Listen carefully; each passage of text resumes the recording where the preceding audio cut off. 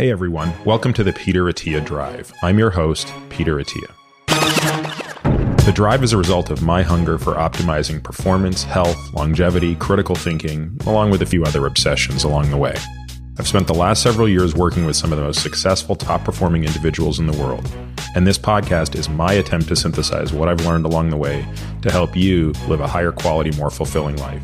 If you enjoy this podcast, you can find more information on today's episode and other topics at peterattiamd.com.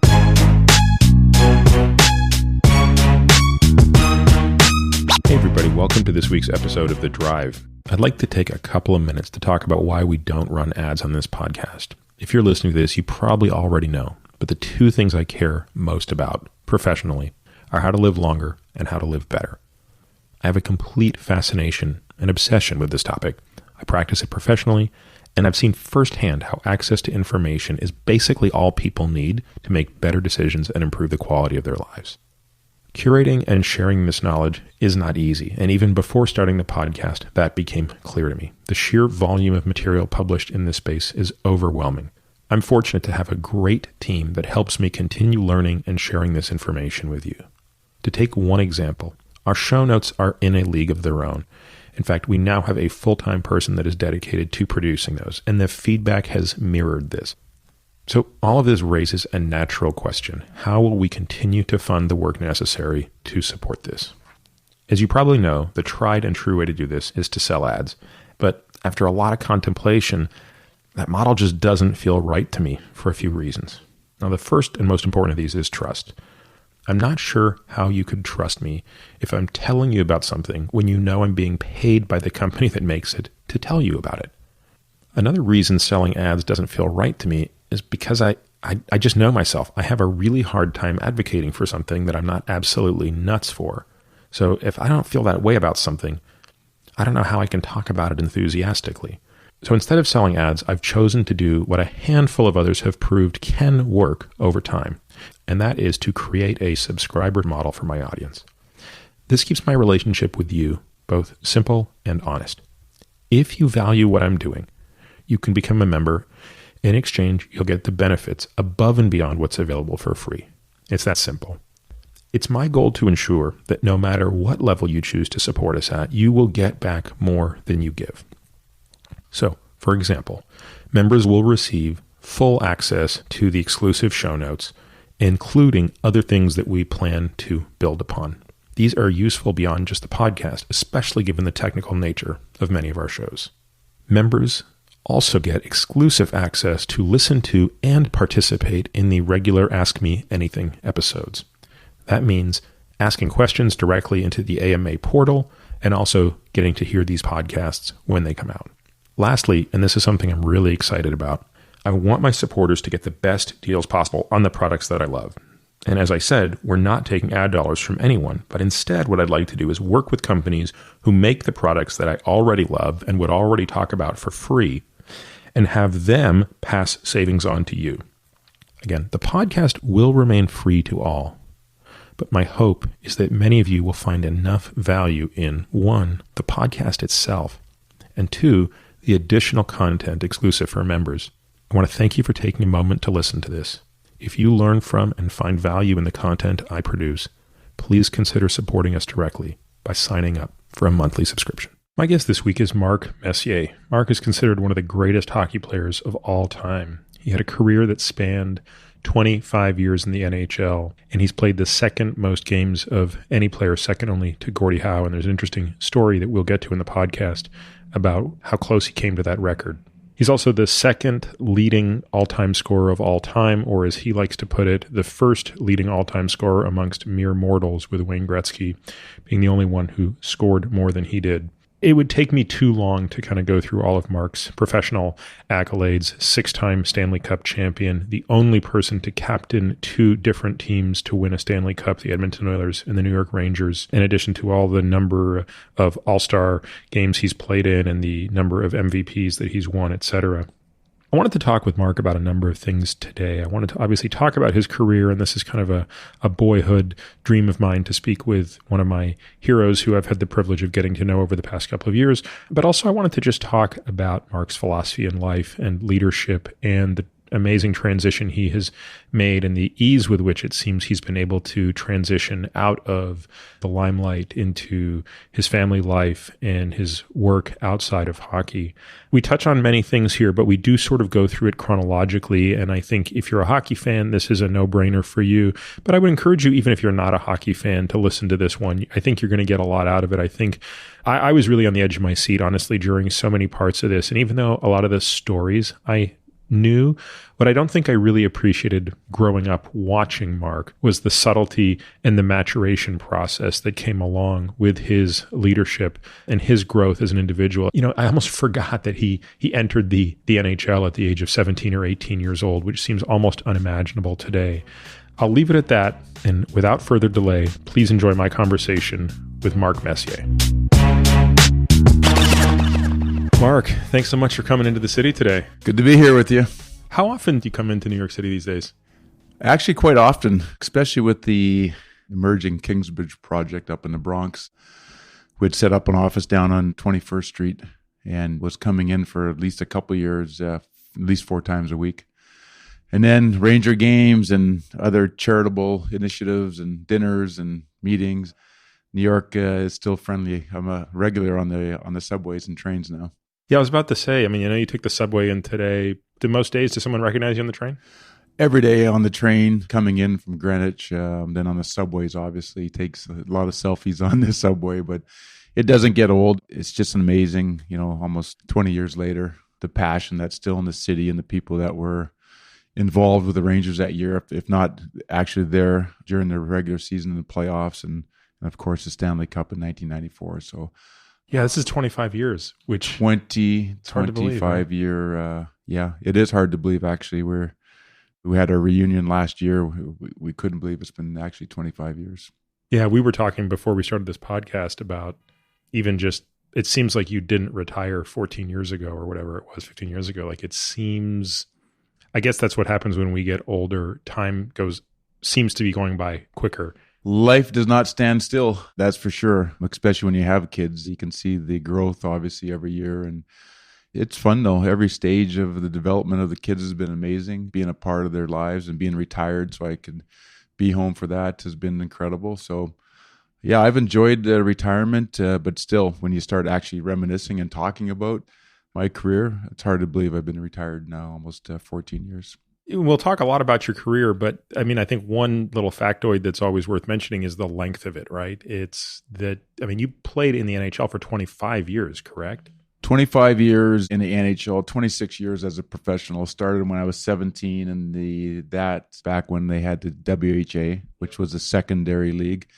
A lot of the NHLers, Wayne Gretzky, Craig Hartsburg, they used to call it was a big race to sign the underage players back then, especially for the WHA, who was competing with the NHL. So I was able to play as a 17-year-old for 2 teams, and I have the distinction of being the youngest player ever to fold a professional franchise in hockey.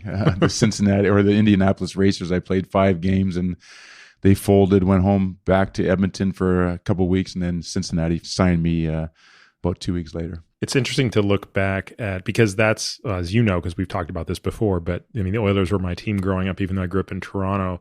One, the Leafs were just such a bad team in the 80s that, hard to be a Leafs fan, but also Edmonton was just the most exciting team in hockey.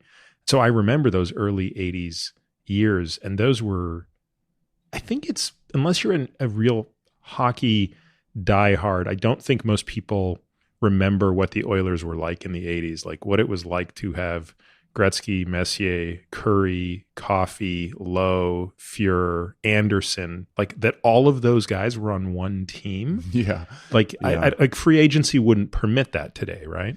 It would be hard to keep the players for as long as we did. But just to put it in perspective, I used to travel a lot in the summertime. I had the travel bug and went all over the world, and the Oilers, literally, and Wayne Gretzky put Edmonton on the map. There wasn't anywhere we didn't travel that someone didn't know where Edmonton was because of the hockey team, which was always kind of gave you a sense of pride just because of what we're able to accomplish, but also what we're able to do in the sporting world that was being recognized with people all over the world. That was eye-opening for me coming from Edmonton, and traveled a bit with our family. But once I started really going abroad and that really hit it home that we were doing something special. And actually we had a really special team with some amazing players that was being recognized around the world.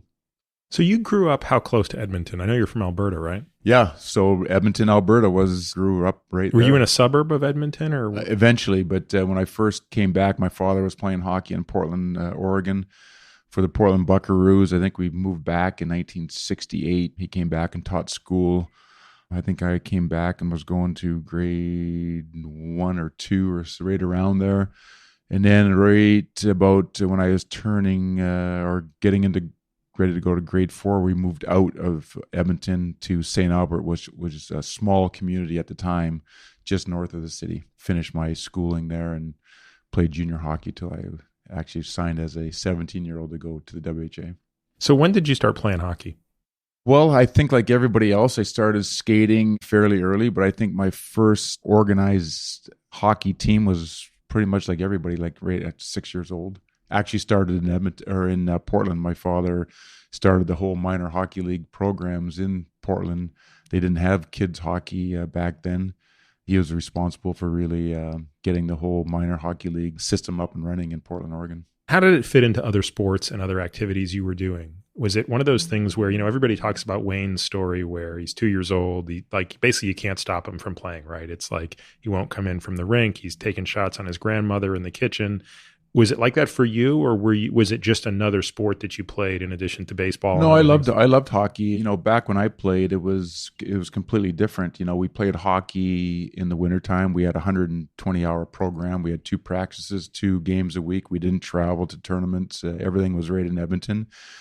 And when this winter or the spring came, we played, baseball or soccer so we played multiple sports. And if you talk to Wayne and you listen to what he talks about is exactly he was a great that. athlete in the other Great athlete. sports. He as played well. all sports. He played baseball. He's a great baseball player. He's a great lacrosse player. And he played hockey in the wintertime. And that's the way it was. Now it's kind of been more professionalized at an early age, which some would dispute is not the most healthy thing for kids, but it's the way it is now. And yeah, what do you think of that? I mean, my reading of the literature, so this is a very academic view of this, not as my kids aren't in Southern California, hockey's not even on their radar, even though obviously lots of kids in SoCal do play hockey. But it would seem that the approach that you took was a better approach, actually, which is a broader sampling of sports and developing a broader set of athletic abilities before ultimately sort of narrowing your focus. I mean, that looks to be the better formula, but it's not what's typically happening today, is it? It's not, and I think because of it, it puts a lot of pressure on the parents, both on the time issue for parents and the pressure puts on the rest of the family, but also on the financial by having to travel consistently to different places to play tournament hockey and whatnot. But until you get to the age of 14 is really the age where kids start separating themselves into what they really want to do, and they're more focused on what they want to do. But up until then, I've always believed that it's great to try a lot of different sports and become a better athlete, a total better athlete in all regards. And I think the science would probably prove that. And there's all kinds of examples of some hockey players that actually made it to the NHL that didn't really start playing hockey till they were 14 or 15 years old, which debunks the myth of that you have to be playing hockey 365 days from the time you're 2 years old to the time you get drafted. It's just not the case. You got to be blessed with a God-given talent in order to make it. And then at the right time, you have to hone those skills, and you have to have the desire and the passion to put the work in. But there's a lot of kids that go through that whole process that never do make it. So where is that fine line and that balance that's really healthy for the family structure, healthy for the kid, and give him the best opportunity to fulfill his own dreams? So what's the earliest memory you have of your dad playing? Because I got to believe that sort of at least planted a seed in your mind, or? No question. I remember I wasn't even in school yet, and we were living in Portland, Oregon, and my father would take me with him to his practices sometimes. I probably was maybe 4 years old, and then we'd be able to go skate on the ice in Portland before his practice started. So, I have very early memories of him playing. I can honestly say I don't really actually remember him being on the ice in a game. Vaguely, we got some old pictures and some old videos that we watch once in a while, but no question, him being a hockey player really cemented the passion. And it's amazing how much you learn sitting around the kitchen table talking about hockey when you have a parent that was so entrenched in the game itself, not only as a player, but as a coach and as a mentor to a lot of young kids after his retirement. When did it start to make sense to you that like this thing that you love doing, or one of several sports you like doing, you actually could do this as your job? I mean, how old were you when it became clear that it's, was the case? I always played up. My brother was 4 years older than me, or 3 years older than me, I guess. So when we moved back from Portland to Edmonton, Paul was basically a peewee. I think he was 10 years old or somewhere in there. I was 7. So my dad was coaching, and he didn't want to go to 2 different practice times and 2 different rinks. So he just put me on the team. And so I was always playing against older kids. The joke was I had a career as a peewee. I think I played 4 years as a peewee.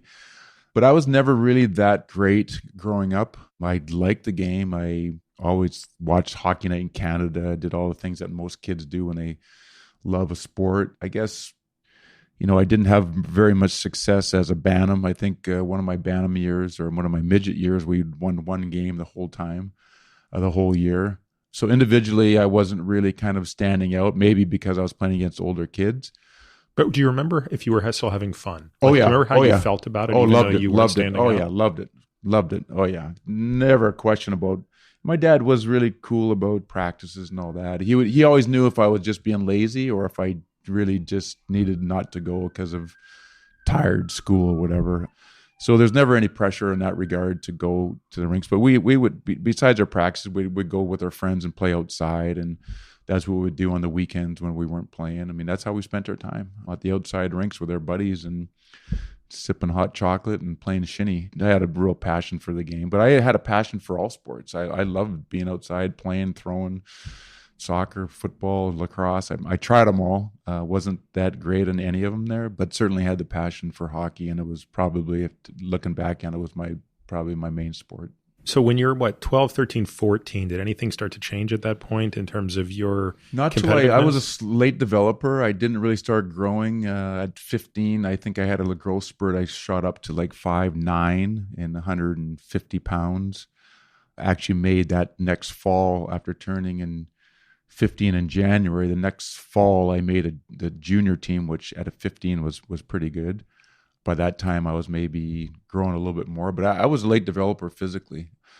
I played 4 years of junior. When I finished junior, I was 6'1", couple 100 pounds, and that's when I left to go play pro. So when I was right around 14, I really started to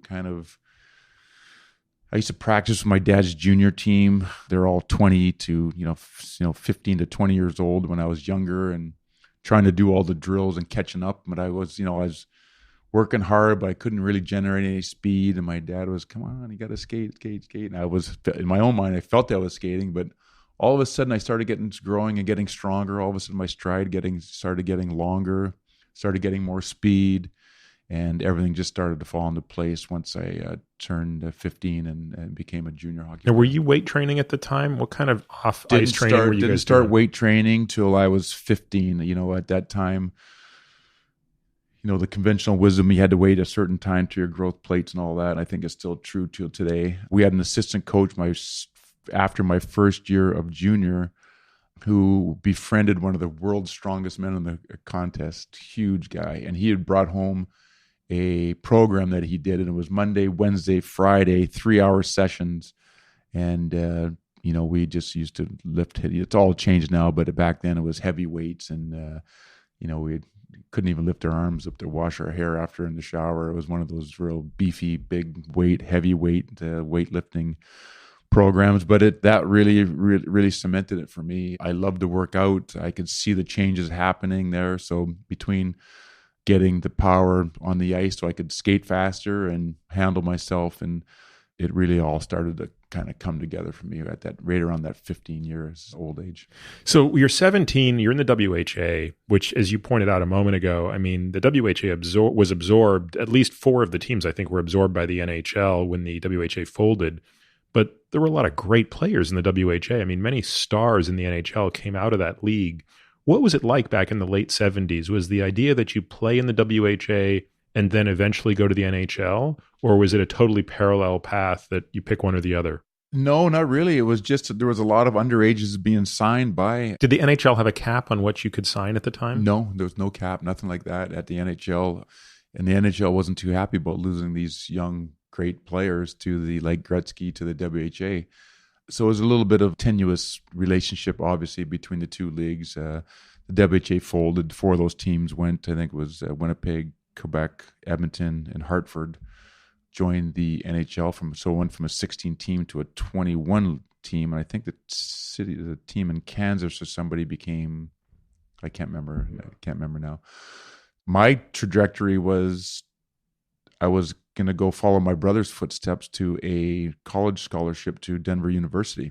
So I had kind of a verbal commitment from Marshall Johnson at the time, who was scouting the Western teams in junior, and that felt like a great idea. And so I stayed in Junior B, which gives you the ability to go play college hockey instead of the major junior where you can't, takes your eligibility away.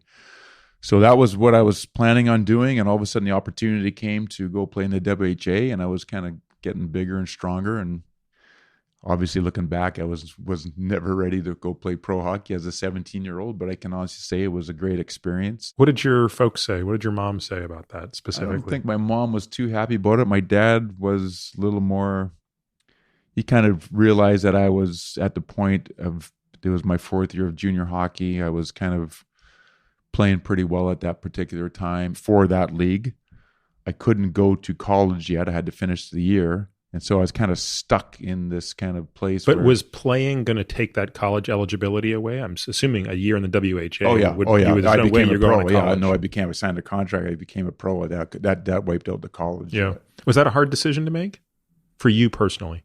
I would have liked to have gone to college, but for me, it just seemed to be the right thing for me at the time, emotionally, and for what I was really trying to accomplish. I wanted to be a pro hockey player at that time. I'd kind of thrown everything into the ring. So, and someone's going to sign you and give you some money to go play hockey. It didn't seem like a bad idea. I'm kind of amazed how small many of those contracts were at the time. I mean, Gretzky had, I think, a huge contract with the Indianapolis Racers that ultimately got bought by the Oilers. Even his wasn't big, but relative to WHA, relative to Bobby Hull signed for $1 million back in the early '70s, which was huge money for anybody back then.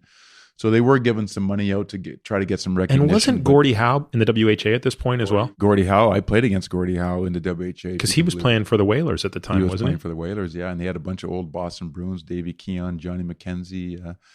I mean, I watched these guys play on Hockey Night in Canada my whole life, and here I am as a 17-year-old in WHA playing against Gordie Howe and Johnny McKenzie and Dave Keon and all these amazing players that I'd watched for years in the NHL that had finished their careers in the WHA. So it was amazing, actually. Do you remember the first time you met Gretzky? I do. I always tell the story. When I was flying from Edmonton to go play for Indianapolis was shortly after he got traded with Peter Driscoll and Eddie Mio, and he was on a plane flying from Indianapolis to Edmonton. And so our paths crossed in the air.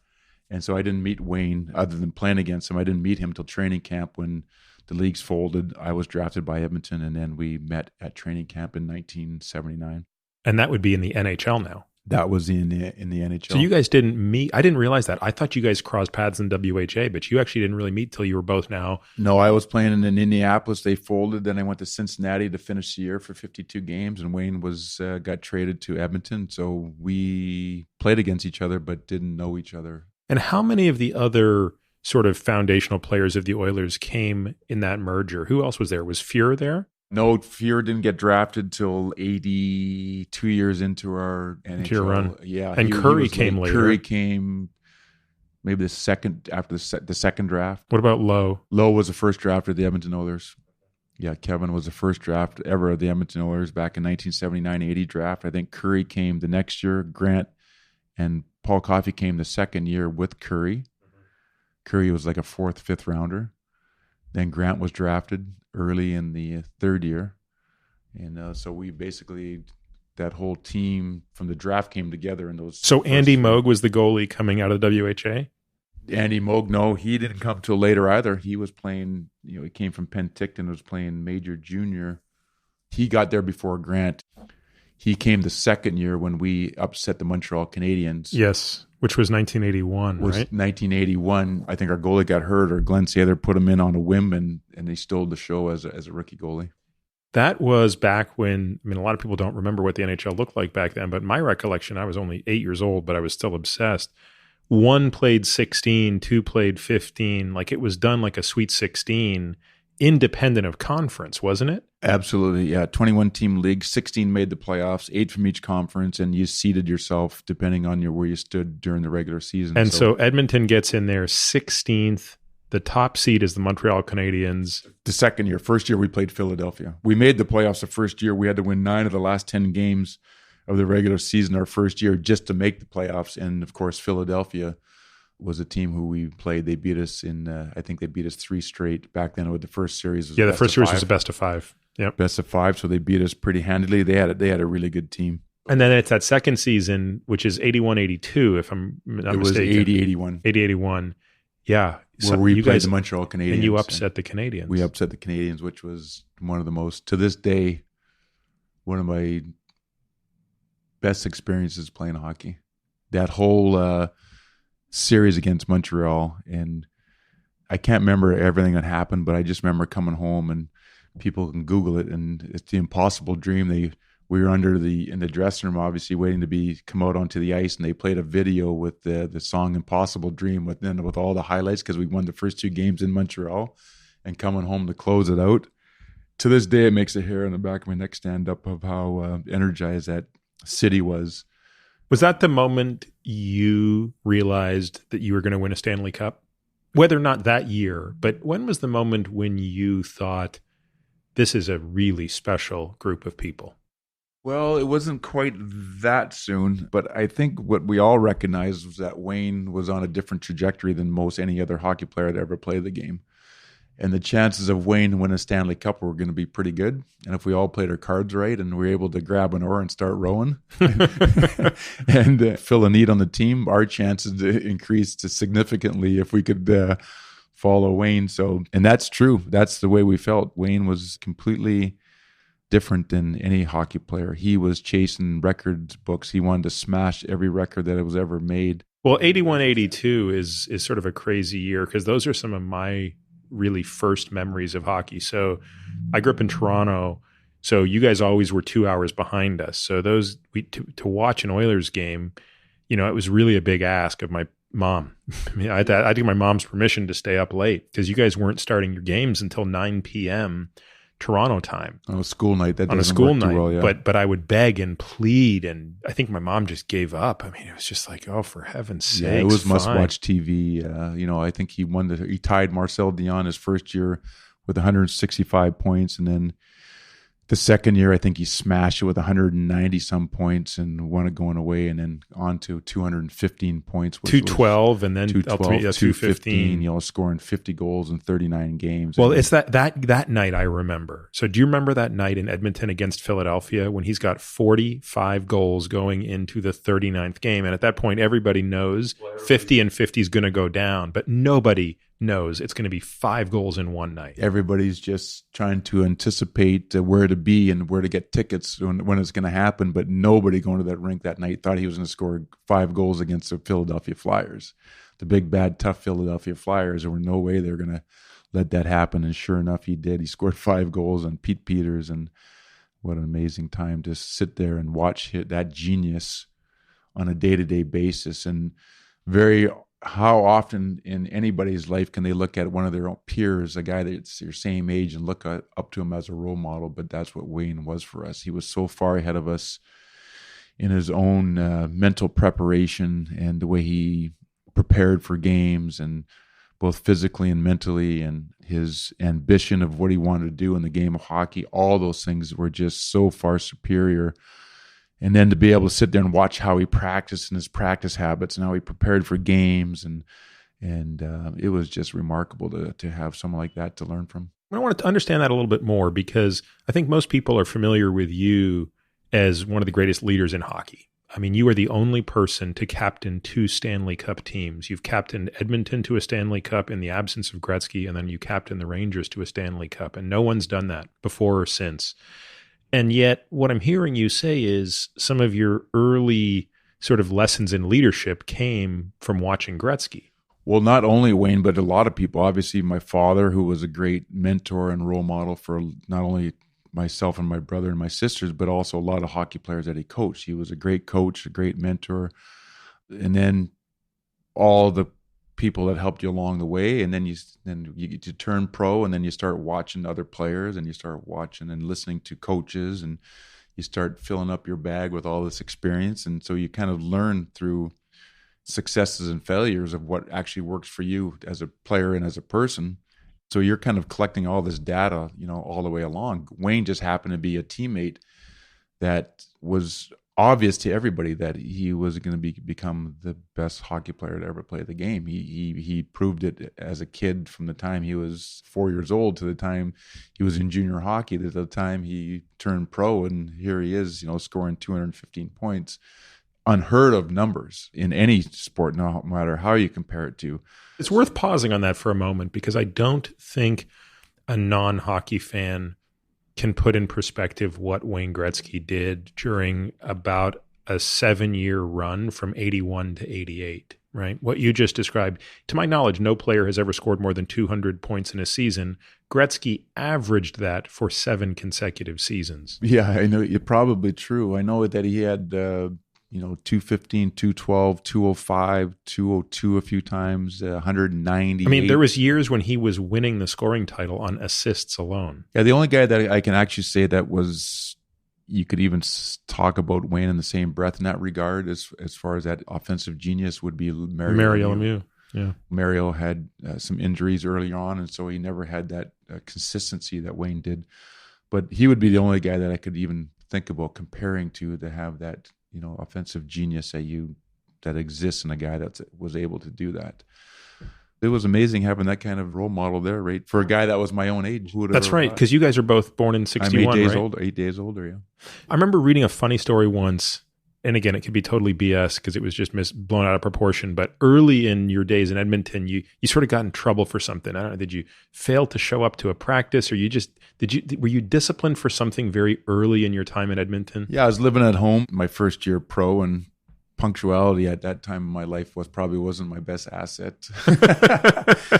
But this one was actually harmless. You were super punctual today. So whatever lessons learned, right? Yeah, lessons learned. It's taken a while. But I was living at home, and my mom was driving. We were leaving on an extended road trip, and so I packed my bag, and my mom was driving me to the airport, and she asked, because back then there was 2 airports in Edmonton. There was a downtown airport, and there was one out in the suburbs, the international airport. And I told her that we were coming back into the municipal airport. For whatever reason, we just didn't think about it. We drove to the municipal airport. So when I got out of the car and she dropped me off, this is back in the day with no cell phones or anything, I looked around, and normally you'd see the guys team, in trench coats and their bags and everybody huddled together waiting on their tickets. And I didn't see any kind of sign that you'd normally see. So my heart started beating a little quicker. And sure enough, I looked at the itinerary, and we were leaving to Detroit from Edmonton International. So my heart sank. I quickly jumped in I went and phoned on a payphone and phoned the Oiler office, and the secretary said, "No problem, Mark. There'll be a ticket waiting for you at the counter, at the Air Canada counter."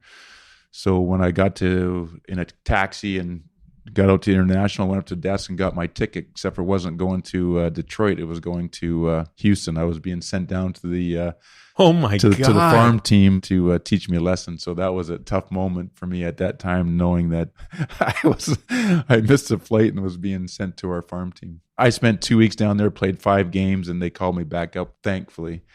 But that was not a fun experience. But that must have left an impression. I mean, that's a pretty harsh lesson. Well, you think it would have, but there was a couple other ones along the way that had to cement the lesson. But what you realize is that when you're playing on a team and you're in a team format, nothing is about you as an individual. It's all about what's best for the team, and your time is not your own. It's the team's time, and you have to be respectful of that. So there was a lot of lessons for me growing up as a young adult in a professional environment. That doesn't always happen, but when you turn professional 18 years old, you grow up quickly. In those days, I mean, even by today's standards, I mean, Gretzky was tiny. How explicit was it that someone on that team or some group of guys on that team needed to make sure that he didn't get hurt? Well, back then, that's the way the game was played anyways. I mean, it was a completely different set of rules of what was acceptable behavior in the National Hockey League. It was tough hockey. Just not long before that, there were still bench-clearing brawls during the game. I remember in the WHA my last year as a 17-year-old having 3 bench-clearing brawls in one game. Insane and big, tough guys I'm looking up to. So, yeah, I think every team had a lot of muscle on their teams, and everybody had to stick up for each other. You had to be able to count on your teammates for protection. Everybody had to be a cohesive unit, and everybody had to answer the bell for the protection of the entirety of the team, not to mention something of Wayne's caliber, because he was obviously targeted in many different ways, and we had to be there to help him get through an 82-game schedule.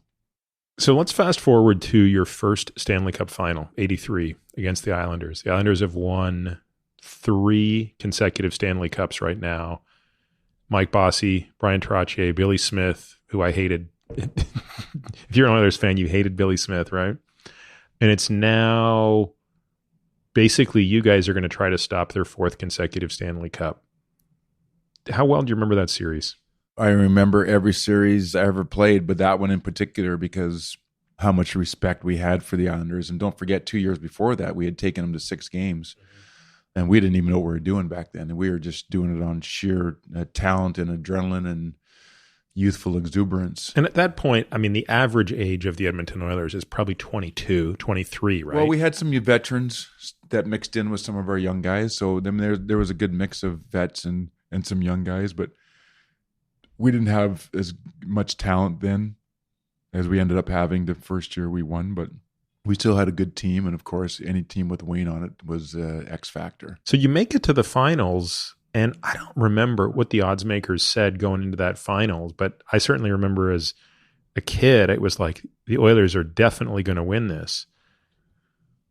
And we felt good about it, yeah. But we had suffered some painful losses on our way to that first Stanley Cup final. Losing to LA, being up 5-0 in the deciding game. There was a lot of painful lessons along the way of what it took to win, and we were on the trajectory, and we were taking those defeats and those failures and really implementing into our game. And so by the time we got to the Stanley Cup final, we felt pretty good about our game. We didn't realize how much of a cohesive unit the Islanders had become by winning 3 straight Stanley Cups. There was a huge disparity about where they were as a team and how they played as a team compared to where we were. It was not even in the same league. And they pretty much dismantled us, even with the great Gretzky. They dismantled us in 4 games. And that was a real eye-opener for us that if we're going to take this to the next level there, we have to figure out, first of all, how to play much better defensive hockey and then be able to recognize what teams are trying to do to us and then be able to counterbalance that very quickly in-game and make in-game changes and alterations to the style of play we're playing. So it became a real chess game after that for us. We realized we were playing checkers and they were playing chess, and we had a lot of catching up to do in that regard. Do you remember leaving the arena on the night that they won the cup? Yeah, that's a much often told story. I mean, you can only imagine nowadays a team winning 4 straight Stanley Cups and the toll that would take on a team, not only as a team, but on every individual. And we walked by their dressing room and expecting a big celebratory champagne fest. And most of them were just sitting around quietly around their stalls by this time with ice packs on their bodies. And that told us that we weren't paying the price that we needed to in order to win a Stanley Cup. So lot of lessons leaving that rink that night in that playoff series there that we came back the next year and started implementing very early on in training camp. You talk about like any professional sport, but like take hockey, for example, there's 21 teams. Well, 20 of them end the season as losers, right? I mean, there's just, there's only one team that's going to win the Stanley Cup. So there's 20 teams that either don't make the playoffs, get booted out earlier, or like the Oilers did in that case, get booted out at the very last moment. But it would seem to me that losing in the way that you guys did in 4 straight, as you said, just getting your asses handed to you, makes that a very long summer. I'm sure there's a part of you that just cannot wait to come back in the fall. We didn't see it coming because we had actually taken them to 6 games 2 years prior. That's right. And so we felt good about the matchups, and we knew what we're getting into. We knew the players. It wasn't like they surprised us from a player standpoint, but what they really surprised us with was how they're able to take our strengths away and expose our weaknesses and pretty much completely take us off our game and the game that we like to play. They never allowed us to get into our rhythm and that high-paced, high-tempo game that we were so used to and accustomed to playing. And we realized that if we're going to beat the Islanders there, we had to beat them in the streets, in the alleys, and eventually we're able to do that the next time around. But what did Glenn Sather say after that 4th game? Do you remember what was said in the locker room when you guys lost? At that time, not much is said. It's a long year. Everybody's nerves are pretty fragile. Everybody's emotions are high. It's not really the time to start kind of dissecting what had happened. I think we all kind of had to live with it ourselves throughout the summer and then come back and start to address it. And that's what we did. And to everybody's credit, they came back with even more vigor and determination to get it to the next level. And sure enough, we were able to. And it's kind of amazing. So the next season, 83-84, you guys faced the Islanders again in the final. And now they're going for 5 consecutive Stanley Cups. And it wasn't easy for them. They had to win an amazing series against Pittsburgh and scored in Game 7 overtime to get there. So you can imagine it's amazing, actually. To this day, it's incredible that they made it to. We won 5 cups in 7 years, but to win 5 straight is incredible. So I think I have a good understanding of what it took on you as a physically as a person, but also as a team. And sure enough, they were again. Now, if I recall, you guys won Game 1 close. They won Game 2 not close. It was kind of a blowout Game 2, wasn't it? They took it to us pretty good, yeah. Game 2, yeah. And then you won the next 3. And it was, I always thought, what do you remember about the psychology of those last 3 games? Because that was the passing of the baton. That was one dynasty to the next. It was, to this day, it was so amazing to see that team hang on to that championship banner and how hard they fought to relinquish it. You would think at some point, we could have just willed it away from them, but we couldn't. They would not relent their grasp on it. And it was all we could do in that 3rd game to win that 3rd game. Once we won that 3rd game, I think it kind of was the start of kind of the wear and tear of them starting to kind of show. And then our confidence went this way and they were beaten up and tired, and then we were able to win the next games. Not easily, but pretty handily. But to this day, I give those guys so much credit because they would not let go of that that mantle of being Stanley Cup champions, and it was so much pride and hard work had gone into it there, and it was just, I think they knew in their hearts that their time had come. It was just devastating. I think they just were so devastated that they finally lost there, but it was a great lesson in humility and sportsmanship, and what a real pride a champion has to watch those guys go through that whole 5th year of trying to win the Stanley Cup for 5 times in a row. Now, going into Game 5, when you guys are at home, if you win the game, you win the cup, which you go on to do. Was there even a tiny bit of a thought in the back of your mind that not only could you guys win this thing tonight, which I guess there was that thought, but that you could be the MVP of the playoffs? Was that even something you imagined? Never even thought of that. Every time we allowed ourselves the night before to think about maybe we might win the Stanley Cup, it just was overwrought with fear of losing that game and giving them a chance to get back in the series. We were terrified of the Islanders. We knew how good a team they were, and even though they were banged up, we knew how dangerous they were. And if you lose Game 5, you're back to New York to play Game 6 before you know it. Game 6 and Game 7. Yeah. You could be hosed if you lose that game. It was not a good thought going all the way back there for a number of reasons, but none more than that we were terrified of getting this close and not finishing it off. Where does that first Stanley Cup, first of your 6, rank in terms of the emotion you felt when that final buzzer went?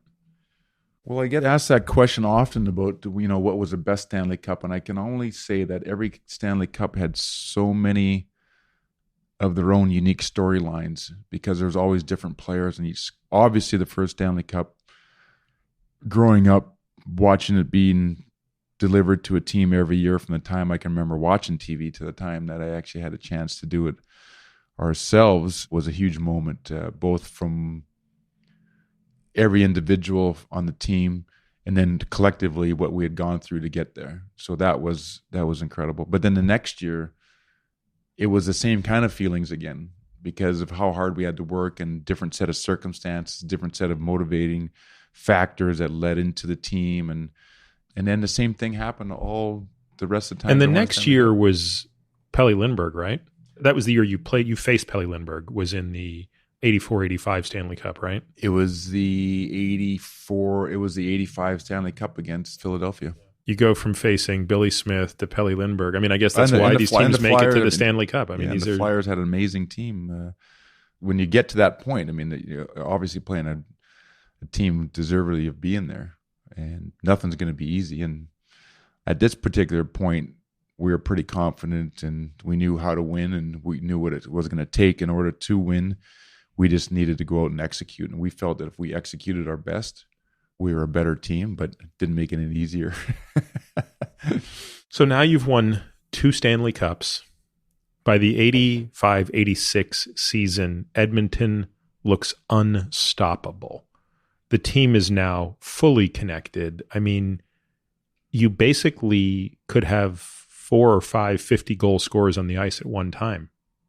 In Grant Fuhr, you have, my personal view, the greatest goalie that ever played the game. Maybe not by the statistics, but in terms of like just pure big game acrobatics. Yeah. It seems like there's no way you guys can't win a 3rd, 4th, 5th, 6th, 7th Stanley Cup consecutively. And then you come up against your nemesis from the town next door, the Calgary Flames. And I by this point, I'm in 7th grade. So now I'm watching every minute of every game and studying every statistic, reading my Toronto Star newspaper after. And it's just like I'm dissecting every detail of this.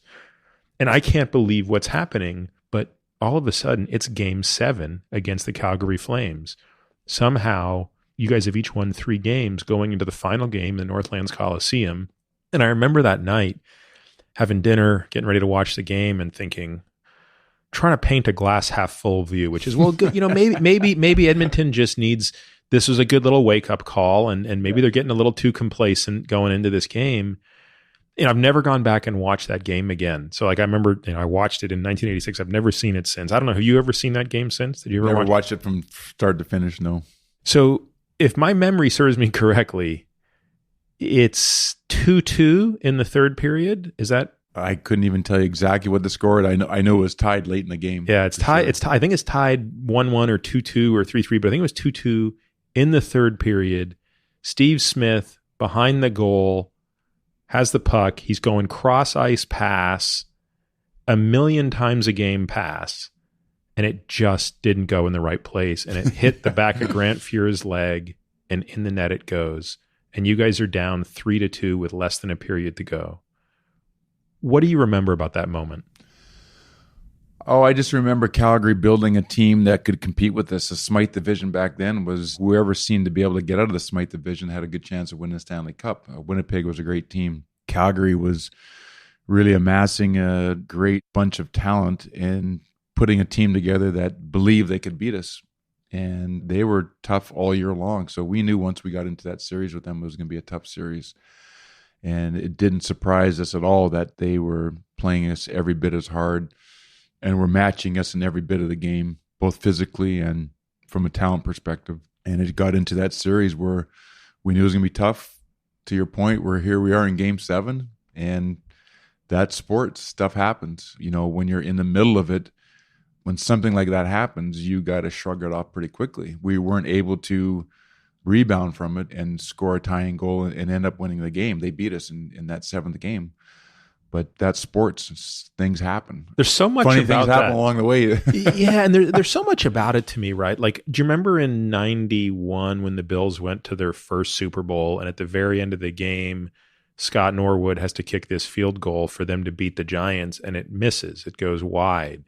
And he's, on some level, this big scapegoat. And you sort of imagine, well, is that how Steve Smith felt? But a really critical analysis of that game, again, of the Giants versus the Bills, says it's really not about Scott Norwood at all. If the Bills had played half as well in that game as they'd been playing all the way to the Super Bowl, they never would have been in a position where a last-second field goal was necessary. And I think that was sort of my feeling of the whole thing with Steve Smith, which was, sure, it would be easy to sit here and beat this guy up. Not you guys as his teammates. I never got the sense, reading the newspapers that was happening, but that the public could sort of beat this guy up for the own goal, as they would call it in soccer. But it was like, look, that was just a symptom of, there were 7 games in this series, right? Normally, good bounces, bad bounces over a 7-game series, they all equal out. So I would never blame any one incident on winning or losing a 7-game series. That whole game and the whole way it unfolded with Steve is, we could do a whole podcast on the psychology of that alone.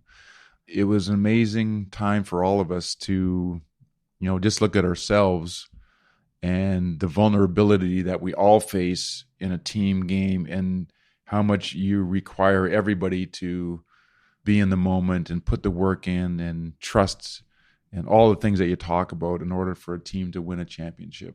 And it could have been any one of us. And I think the compassion that everybody felt for Steve even drove our team closer together in some crazy ways. Again, another tough lesson along the way, but things happen. And that's what we took out of it, is you can take nothing for granted in this game. As good as we were, as much as we expected to win ourselves, as much as everybody else expected us to win, you can never take it for granted of exactly what's happening here. And so we just collected ourselves again and dusted ourselves off and came back the next year.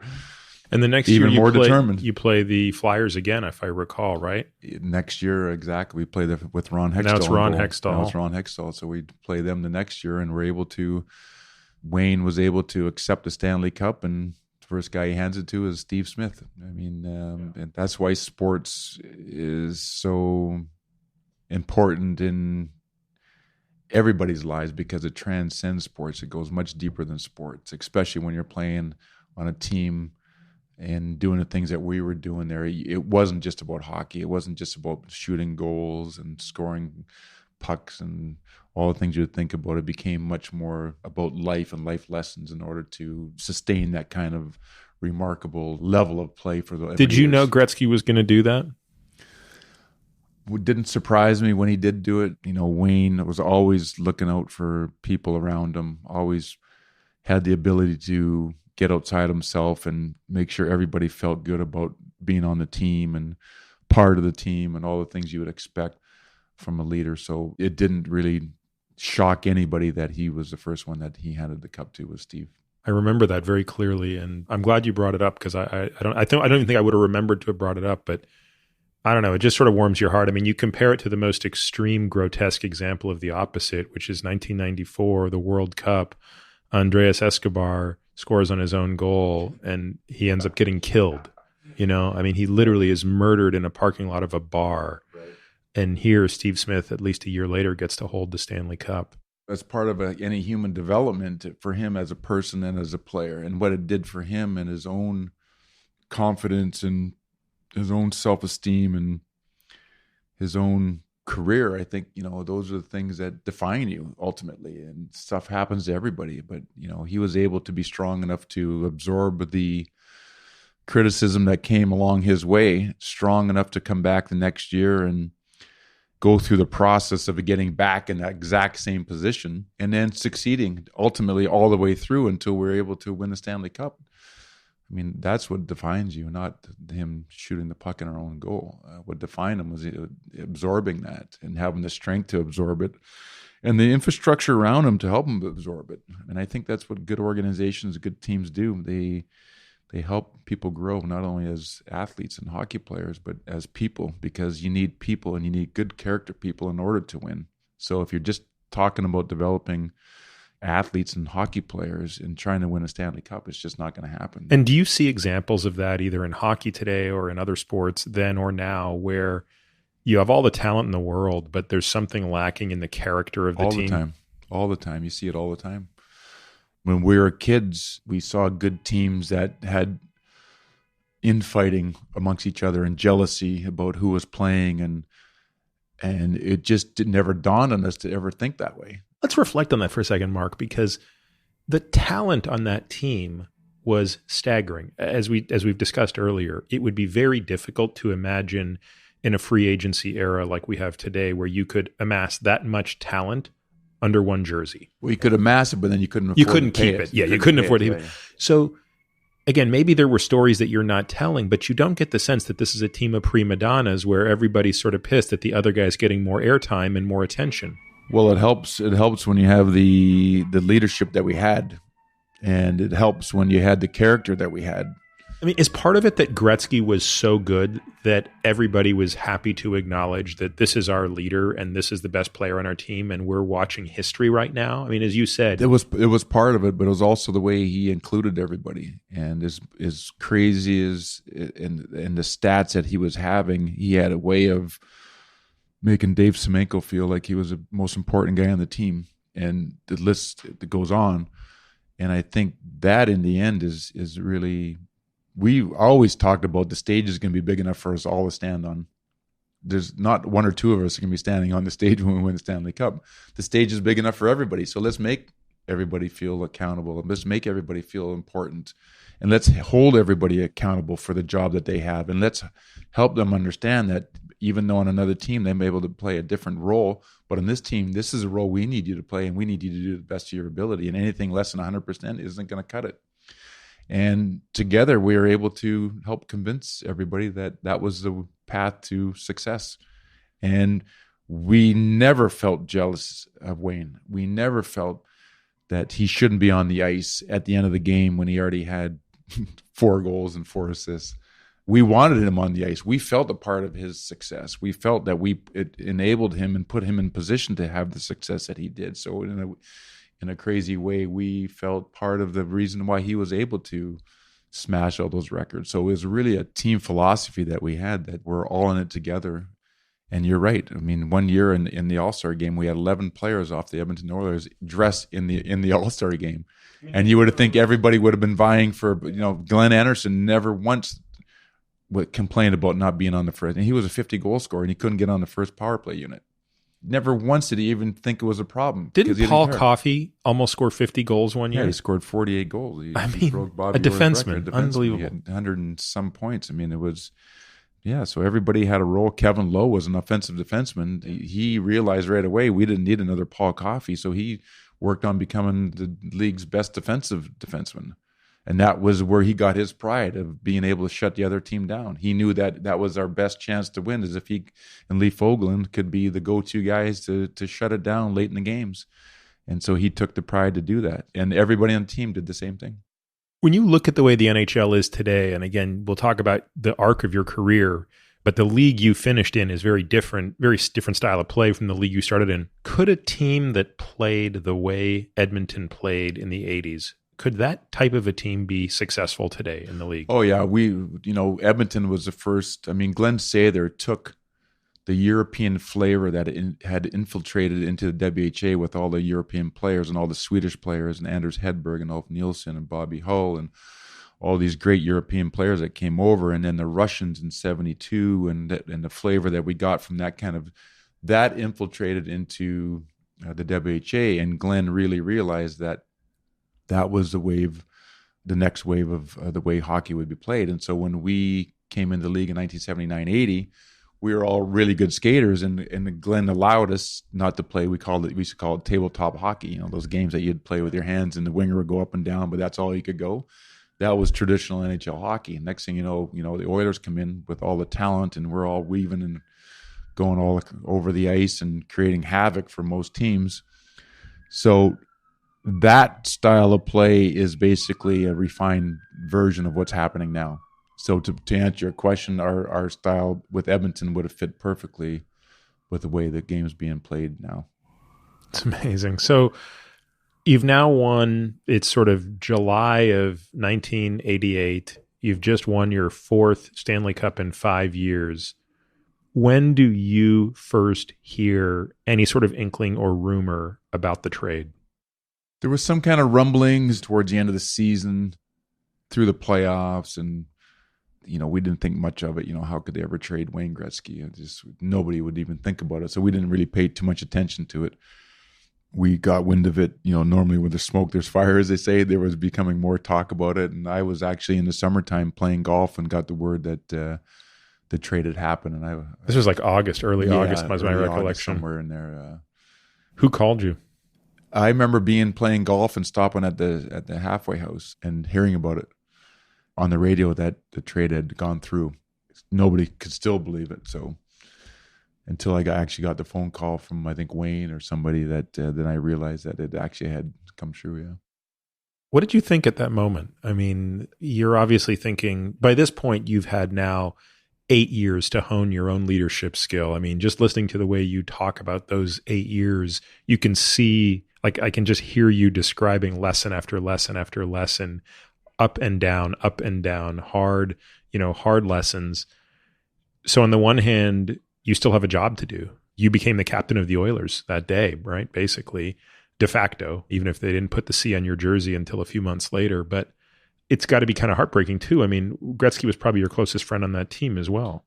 Well, it was devastating for everybody. It was certainly devastating for the players. We felt that we were only just beginning of what we could accomplish. We're all in the prime of our careers. That's the part that's so hard to believe, is you guys literally were right at your prime. Spot. You were not near the crest yet. No, we were right there in the sweet spot. So for the players, it was devastating. For the fans and the people in Edmonton, it was devastating. It was just a really tough day for everybody. Did you talk to Peter Pocklington? No, I'd never talked to Peter about that. There was no need to. I mean, what was there to say? Obviously, the feelings everybody had were obvious. But to your point, when all the dust settled and the training camp came around, what were we going to do about it? We realized that we had first a responsibility to each other in the room, and we had a responsibility to the team, as much as we were disappointed with the decision to do something like that. And then we had a responsibility to the fans and to the city. And so we just, collected ourselves again and came to training camp and tried to do the best we could throughout a tough year. Now, in 88, 89, I'm blanking. Who won the cup that year? Was that Montreal? No, Calgary. Oh, that's right. Calgary won. Montreal won in 86. That's right. And, of course, Montreal would go on to win in 93 after that amazing series with LA. But then in 90, you guys make it back to the finals. I get that you're playing the Bruins in the finals in 90 again, right? Yeah, we played the Bruins, yeah. What does it feel like to go back to the Stanley Cup without Gretzky, and now you're the captain? I mean, you've always carried the expectations in many ways, but now this is... The captain didn't change much for me. I mean, I was already entrenched, and most of the players on the team knew me, so I didn't really have to change anything. Did you create a narrative? Like, I can imagine it could very easily spiral out of control psychologically, where you think, well, if we don't win now, it somehow means that all those years we won, it was only because of Wayne. I mean, did anyone allow that talk to end? It was true. It was true. One of the reasons why we won all those cups was because of Wayne, but it was because of a lot of other guys too. Well, to me, that's the point of 1990, right? It's that you want to know how great the Oilers were. Yeah, they're the best team that probably ever laced up skates. And with Wayne Gretzky, if you never interrupted that team, they probably would have won 9 Stanley Cups. But we didn't look at it as validation of how good we were or weren't as hockey players because we won in 1990 without Wayne. It never even crossed our minds. In fact, the opposite. In fact, we were disappointed Wayne wasn't there to share it with us because of all the great times we had had with him. So I don't think anybody on the team was looking for validation that we could or couldn't win without Wayne. I just think when the training camp came along, like every other year, you set your sights on winning a Stanley Cup, and you go through the whole journey all year long to win a Stanley Cup, and you go through the process of winning a Stanley Cup because now there's new players on the team and players that hadn't been before in that culture, and so you're trying to establish this culture with new players, and you go through the whole process. When ultimately we did win in 90. I don't think anybody felt like, all right, we'll show everybody that it was more that we were proud of the process that we had to go through with younger players and different players with a lot of the players that had been through the grind years prior, and we were able to elevate ourselves and everybody else in order to make it happen. So there was never any validation from us that we were able to do without Wayne. We were way past that, in my opinion, as far as our own careers and our own thoughts of where we were and where we stood in the game, and how we looked at ourselves as winners and all that kind of things. It was a great victory. Don't get me wrong. It was an amazing victory to bounce back and win. You can't put it ahead of any of the other ones, but it was just as satisfying to win that one as well. When did it start to look like, because your contract with Edmonton was through what, 92 or later, maybe even longer, right?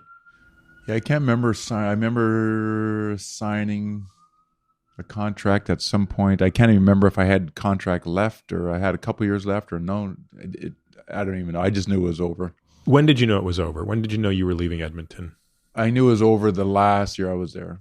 Which was 91, 92? 90, 91. 91. Yeah, a lot of changes. The team was breaking up, a lot of injuries. It just felt different. Whatever reason, we ended up losing to Minnesota, I think. You could just tell that. This is back when they were the North Stars, right? Yeah. You could just tell that that chapter in all our lives was over, and it was time to go do something different in a different place, different town. And you just know, you can just feel it. You can't explain it. Never even tried to figure out why why I felt that way. It was just so evident to me that it was just time to go. Were you keeping this to yourself? Were you talking about this with your parents, other teammates? I mean, how were you processing No, I didn't. this? It wasn't really that I was talking about it during the regular season, because you're so focusing on trying to win. And I had hurt my leg that year and I missed some time. And I think I'd missed like 6 weeks with a knee injury and came back early. And my knee was never really that great the rest of the year into the playoffs. When it was over at the end of the year and we had finally lost, we got to the semifinals again, which was amazing. And it was over. When the final game ended against Minnesota, it was like the book, someone just took the 2 chapters and closed the book, and it was over as quickly as that. Did you know where you'd end up? No idea. Hadn't even had the conversation with Glenn or anybody. Hadn't even talked about it with anybody, but had to have that conversation. I don't even know when it was with Glenn at some point, and he was great about it. What's it like to come to New York? Well, as I mentioned earlier, I was into a lot of travel, and I was 30 years old. I was looking for a new challenge, both professionally and personally. And when you start looking at the choices from where I was in my own self-development, what an amazing... What mattered to you the most in that next chapter? Because lifestyle, opportunity, was excitement. I have to win another cup, or I want to be part of building a team? I was 30 years old. I was still peak of my career. I was playing good hockey still. Yeah, no, the hockey wasn't over, but I just wanted to do it in a different venue, a different environment, something completely different. And then you just match it all up, and you the pin. I mean, New York's a pressure cooker, right? I mean, this is in a sense that, the Rangers haven't won a cup since what, 1950? Well, I thought I didn't care about that. No, 1940. They hadn't won a cup since 1940. Yeah, I thought that wasn't a problem because of the pressure that was in Edmonton, because it's such a small community and players can't really go anywhere. I mean, it's really a small community. But I loved it. I'm from there.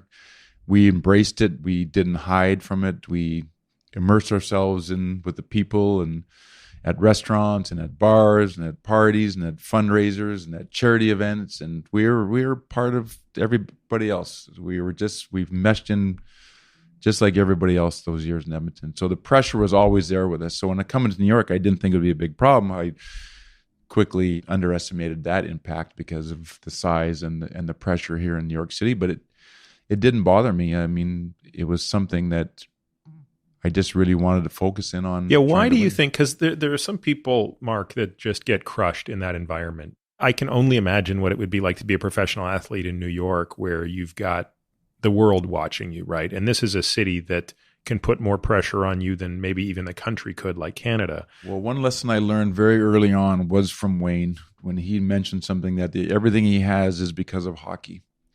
And he never jeopardized his performance with something that had to do with off the ice. So everything off the ice took a backseat for Wayne.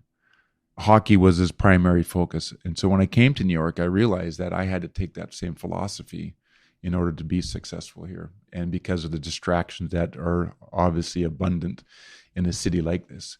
And so my focus was purely on hockey, and everything else that came along with it would take a secondary role if I was able to do it. And that sustained me well. And don't get me wrong, we had as much fun as anybody that's ever played in this city. And for myself personally, my main focus was from 7 to 10 at night playing that game and making sure I was at the best of my ability to do it. And I think that's one of the reasons why I was able to perform here with arguably one of the toughest cities to play in because of the distractions. That just made it more fun for me, more challenging, and all the things of being able to juggle that. And that's kind of the juice that I was looking for as a 30-year-old coming off 5 Stanley Cups in 7 years and feeling pretty good about my own game and excited about to live in the city and try to be a part of a team that conquered, at that time, a 50-year drought or a 51-year drought. What was it like when you showed up for training camp in 92, 93? Was it 91, 92, I guess your first year? Well, I missed training camp because I didn't get signed till after the training camp had finished. I actually met the team in Montreal when the season was just getting going. And how were you received? Was it just incredible excitement on the part of the players, or was there a bit of trepidation? I'm probably not the one to ask that, but I was excited. So I think the players were excited. I hope they were. I think they were. I remember the Rangers hadn't won in Montreal in a lot of years, and we ended up winning that game. And it just seemed to start unfolding. And I think that year we won the President's Trophy. We missed the playoffs the next year and won the Stanley Cup the third year. So I rode this huge roller coaster of emotions through 3 years and saw the great side of New York all the way down to the depths of missing the playoffs and the coaches getting fired and taking the blame for the whole debacle, and then all of a sudden rising up the third year to winning a Stanley Cup. It was an amazing roller coaster. And maybe one of the reasons why it made the experience so much more powerful is that I was able to see both the good and the bad of an athlete in New York, and it wasn't easy when we didn't play well. Let's start with the bad. So 92, 93, you guys don't make the playoffs. What is that like compared to other pain you can experience as an athlete? For example, the year you guys get swept by the Islanders, or the year you guys lose to the Flames. Like, how does it compare to, say, you don't make the playoffs in I this think city? The year that we won the President's Trophy, it gave me enough time to realize the importance of the Rangers in this community and the generations of fans that had supported this franchise for so long. And so by the second year, I was fully aware of the impact that the Rangers have in this town, in this area.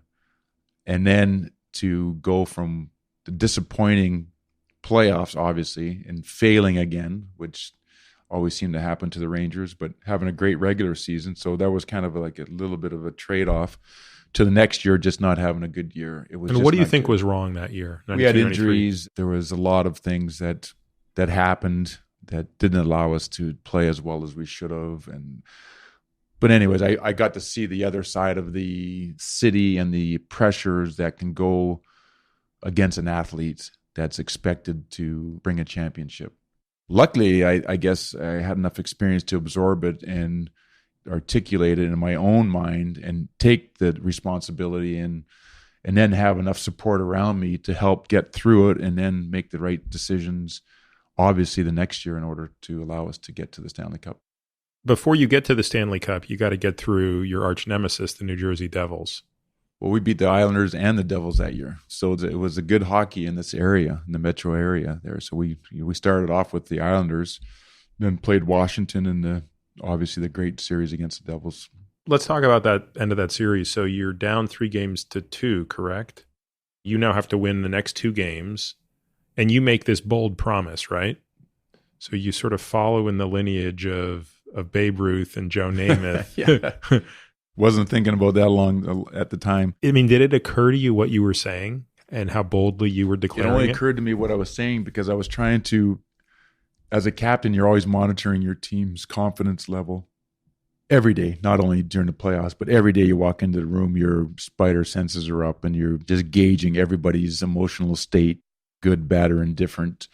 In that particular time, I was just trying to instill a confidence in the players. And our routine on that day was to kind of get on a bus and go gather on a bus and go to New Jersey, have a pregame skate in the morning, have lunch, have a rest, and then go back to so I knew everybody would be on the bus reading the morning papers because we had done it all year long. So I said, well, what a great idea to let the guys know that I believe we can win this. I wasn't even thinking about that it would be splashed across the papers. It was only supposed to be for our 20 guys on the bus. It wasn't supposed to be for 12 million New Yorkers and certainly the New Jersey Devils. But at that particular point, it didn't really matter to me. I mean, you do anything you can to swing the momentum back into your favor. And that's what I was trying to do, is instill the confidence that we had displayed all year, is that we could go in there and win Game 6. We had done it numerous times. It wasn't like we couldn't do it. We had to figure out a way to play better. We had to figure out a way to stop the momentum of the Devils, and that's where the inspiration came from. So going into Game 7, how do you feel? Well, we feel good. We feel good about winning Game 6. We feel good about going home for Game 7. It's been a friendly place for us all year long. We love playing in front of our home fans. There's nothing not to like about our position going into Game 7 other than the Devils are a great hockey team and could play a spoiler very easily, which was terrifying. We knew in order to win Game 7, we were going to have to earn it. They weren't going to roll over. They felt that they could win the game just as much as we did, and ultimately is one of the best series I've probably ever played in. Was it Game 7 that you got the hat trick? Game 6. It was Game 6 that you got the hat trick to win the game, to come back. What was the score of Game 7? 3-2, 2-1. One goal, Mateau, the great Mateau goal in overtime. Yeah. So now you're back in the Stanley Cup Finals. Before we get to that, I want to go back to something you said a moment ago, because it honestly, like the way you articulated it, I've heard great CEOs say the same thing, right? Which is the job of a great CEO is to monitor the confidence of the team, is to boost morale, is to provide leadership in a meaningful way, not just a sort of hollow way. I want to kind of understand how these things developed in you. Like, when did it become apparent to you that like what you did mattered more than just how you played on the ice? What you said mattered. How you spoke in the locker room mattered. Like, what was the evolution of that from a 17-year-old punk who can't even get to the right airport to the guy who on the eve of Game 6 is calling a shot heard around the world, guaranteeing victory? Yeah, good question. I think it really stems back when I was all the lessons that I had from a father who was a hockey player, who was a team player, who was a tough defenseman, who protected his teammates and knew the value of a team in every sense, for protection, for success, for individual accomplishments. He really understood what it meant to be a team player. Then I'm a stick boy for my brother's junior team when I'm 14 years old, actually 12 to 14.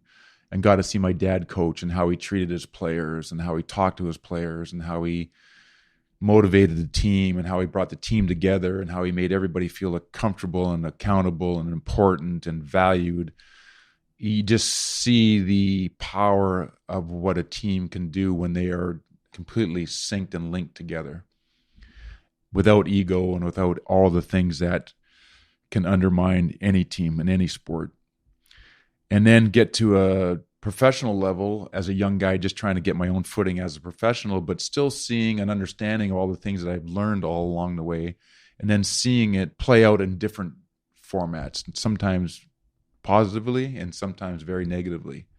And so you start to realize that, geez, some of the things that you know are actually really good and smart and healthy and productive, and this thing and the way that this is happening is very toxic and detrimental and not good for anybody. And so you just start kind of, like I said earlier, you just start building the confidence of what you're doing, not only as an individual, but what you're trying to do as a team, and how you're carrying yourself on the team, and the decisions that you're making for the team as an individual. And it just starts to come together. And then you start to see other players and other great leaders and hear about other great events, and it just starts to accumulate over time until you're finally put in the position to have to pull the lever on some of the things that you've learned at critical times and having the confidence that it's the right thing to do. And I think, with any great leader will tell you there that no great leader is mistake free. Every leader makes mistakes, but it's the equity that you've built up into the people that you are around that will forgive you for making an honest mistake that just didn't work out well. It was a calculated decision. It didn't work out, but the players or the people aren't going to abandon you because of that mistake. They trust you. It was a bad decision, didn't work out, but they still trust your vision and how you can get there. And so that's where it kind of all evolved into some seminal moments in my own career as a captain in the 1990 Stanley Cup run, all the way into through New York until we were able to win the Stanley Cup with a bunch of great character, talented kids here in New York City. You've obviously talked about the role that your dad had, that Wayne had, and probably some of the other guys you played with in Edmonton. How much of this was modeled for you by people not on your team? Were you able to look at opposing players and see some of these characteristics that would ultimately come to define your leadership? No question, both positively and negatively. We would watch other teams and good teams be fighting with each other on the bench and yelling at each other on the ice. As a leader on the opposing team, I'm using that as a galvanizing force for our players to say, look at these guys. They don't even like each other. They don't even win. I'm using any tool I can to convince our guys that we can win no matter what it is. And so if I see a weak link like that, we're going to expose that. Anything, because it gets down to such small detail. When two teams are so evenly matched, the smallest things matter. And you're always looking for that little bit of evidence, that little bit of self-doubt on the other team, or any kind of pressure or cracks that are starting to happen, and to use that for your own team to expose that. There's so many things that go along. And so you really start, as you get older and you're in a different position of leadership, you're looking to play the game within the game. And that's oftentimes where, series and Stanley Cups are won and lost if you can win the war of not only attrition, but also the mental war that goes on against another team. Of all the players you played against, but never with, so I know you played against Gretzky, but let's discount Gretzky and Curry, who you played against eventually, but because you played with them. But of guys that you only played against, who did you respect the most? First, as a player, but also as a leader, and you can think of those separately.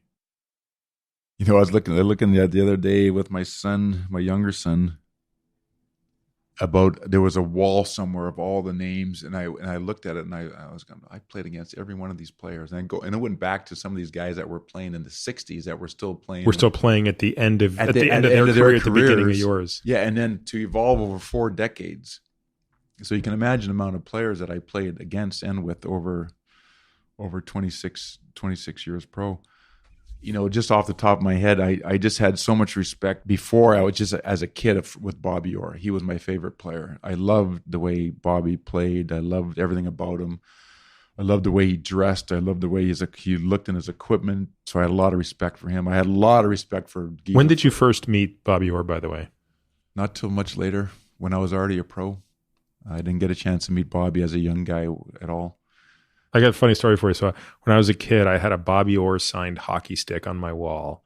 And it was like, one of my prized possessions. I had your autograph. I had Gretzky's autograph, Curry, Fuhr. Like I had half the Oilers posters and stuff autographed. And I had this Bobby Orr hockey stick autographed. As you know, being a good Canadian kid, all you're doing is playing ice hockey and street hockey every day. And so sure enough, I'm out there one day and we're playing street hockey after school, and I break my stick and I don't have another stick to play. And you know what I did? It's like the worst thing I've ever done in my life. I go into my bedroom, I take that Bobby Orr stick, which is way too big for me. I go and get a saw. I cut the top of it off, which is the part he'd signed. And I go back out and I just start playing with it.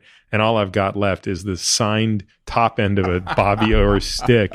And my dad comes home and somehow he had got me this stick, somehow. I mean, he wasn't pissed at me, but you could just tell he was sort of like, I don't think you're supposed to do that, son. I mean, I was like, I was probably like... all for the love of the game. 10 years old. And I just can't, to this day, I still think, I cannot believe I sawed that stick. Yeah. You just said Guy Lafleur as well. Now, you did play against Guy Lafleur, of course. I did play against Guy Lafleur, but I always remember the great series against Boston, that rivalry. And when they had to go back to Boston, and Mike Milbury said he wouldn't get out of there alive. And the story goes that Guy Lafleur was at the Boston Gardens at 2 p.m. in full equipment, smoking cigarettes, and went out and scored a hat trick. When I heard that story, I said, wow, because I know what it was like going into the Boston Garden.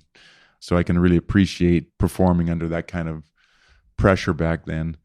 But loved the way he played. But there's so many players that I played against that ended up being not only great leaders, but great players, great people off the ice, great in their communities. And that's one of I think the assets of our game is really the people, not only as players, but what they've been able to do off the ice as well.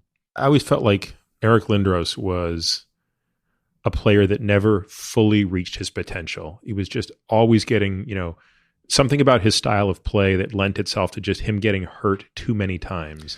Yeah, it's health, and it's not only injuries, but just health in so many different ways that allow a player to do what you're talking about and have an extended career. I think Eric played 12 years, or when he first came in the league, looked like he could play till he was 100. Well, do you remember so the year he was playing for the Oshawa Generals and he was going to get drafted, and it was really clear Quebec was going to draft him. I mean, this was non-negotiable. And he kept signaling, guys, I'm not playing for Quebec, so don't bother drafting me. Trade me, trade me, trade me. But they don't. But I think Sports Illustrated came out with an article that said, this kid is Lemieux, Gretzky, and Messier melded into one. And I remember thinking, guys, are you freaking kidding me? Like, how much pressure could you put on a kid? Like, taking the 3 greatest players in the NHL and telling me that this kid in junior A is going to be the next him. And I grew up in Toronto, so a lot of the kids I went to school with actually played with Eric during like the junior, like MTHL, AAA, like through probably 4th grade before Eric really started to leapfrog ahead. So you knew he was great. There was no question, but I thought that was a bit much pressure to put on a kid, I thought. Yeah, I think so too. Career got cut short. The fact about the NHL, there's a lot of great players. And to elevate yourself to the likes of Lemieux and Gretzky, those are pretty lofty standards. Well, and as you said, there's the longevity thing. I mean, I still can't believe you played 25 years. Like, in fact, I got to be honest with you. I never had done the math until I was preparing for us to sit down and talk today. Like, it was really on the last couple of weeks that I did that actual math, because I just didn't realize it was that long. In fact, I forgot that Gretzky had played a full 20 years. Yeah.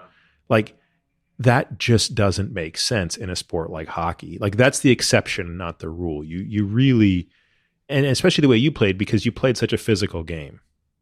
I mean, what's the worst injury you've sustained? I got so lucky. I had both knees ligaments stretched, MCLs probably 4 times in each knee. I had arthroscopic surgery on my shoulder towards my second last year.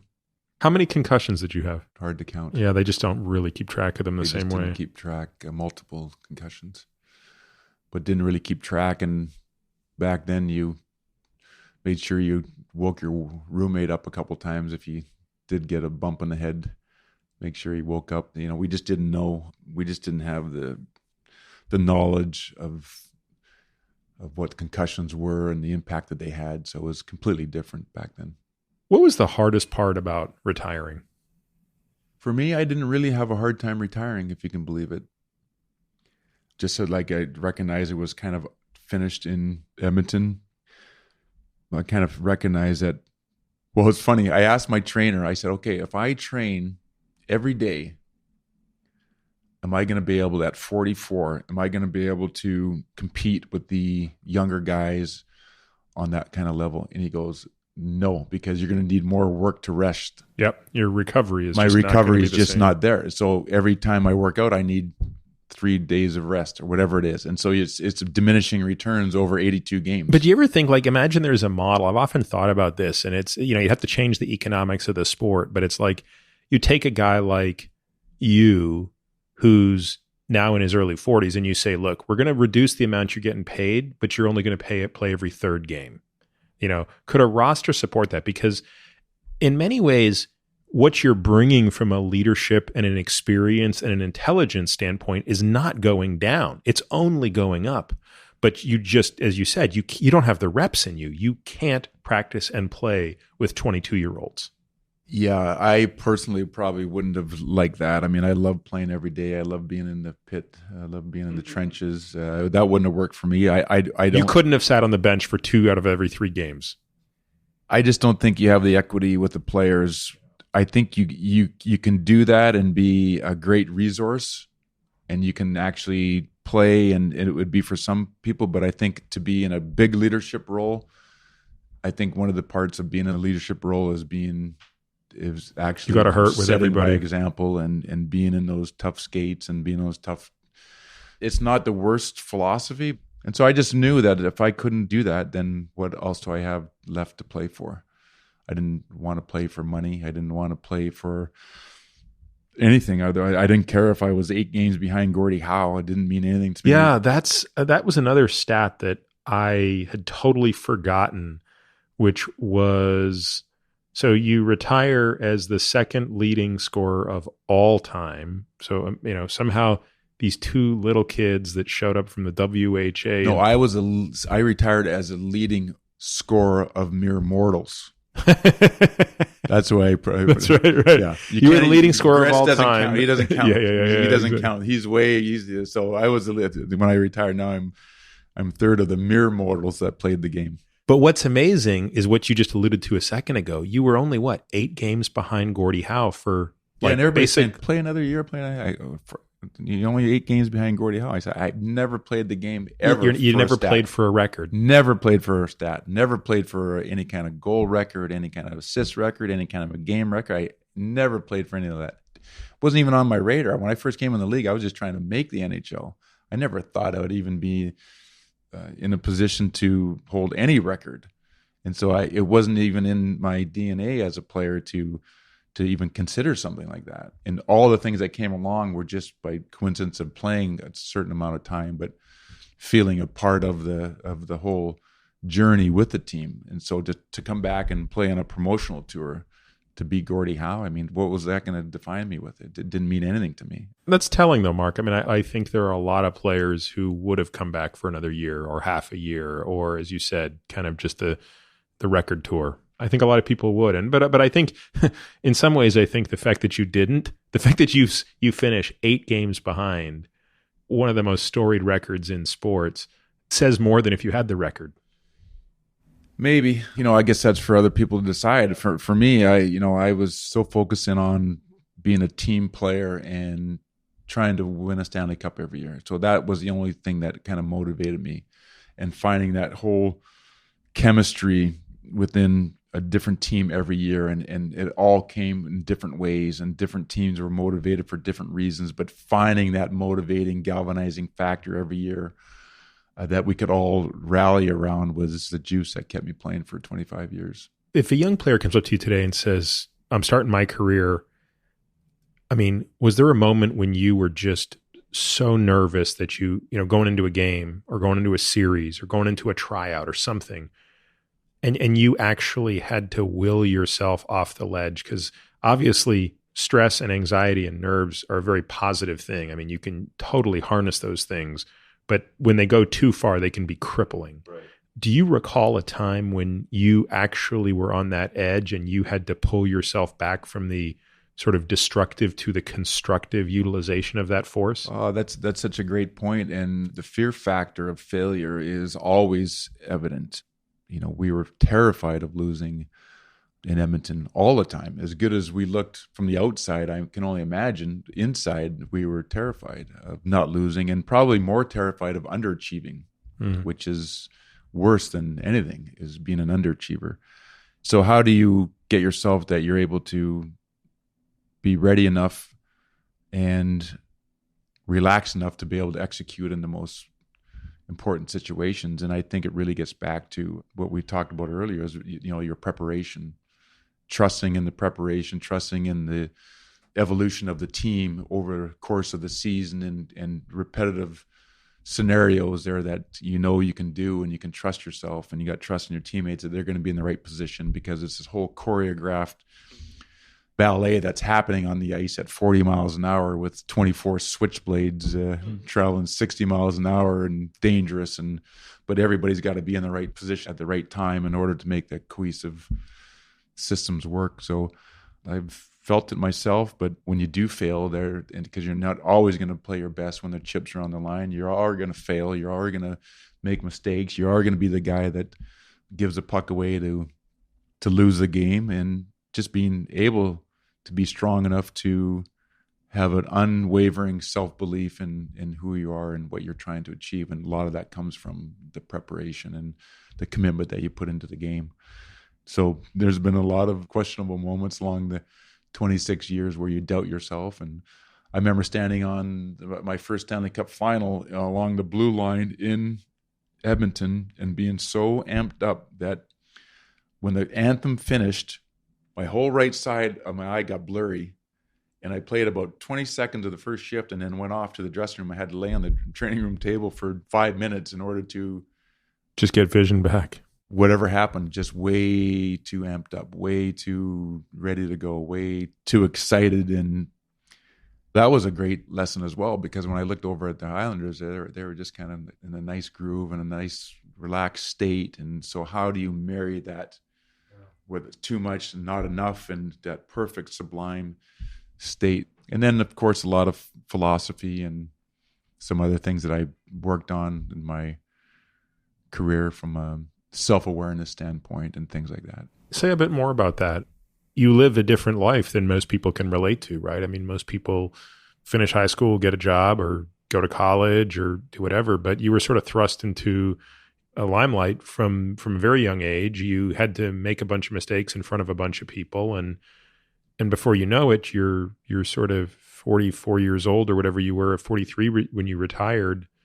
I want to talk a little bit more about retirement and the next phase of your life, but I want to know a little bit about how you, like, what kind of introspection and self-reflection were you able to do as an athlete, or was that mostly something that came after?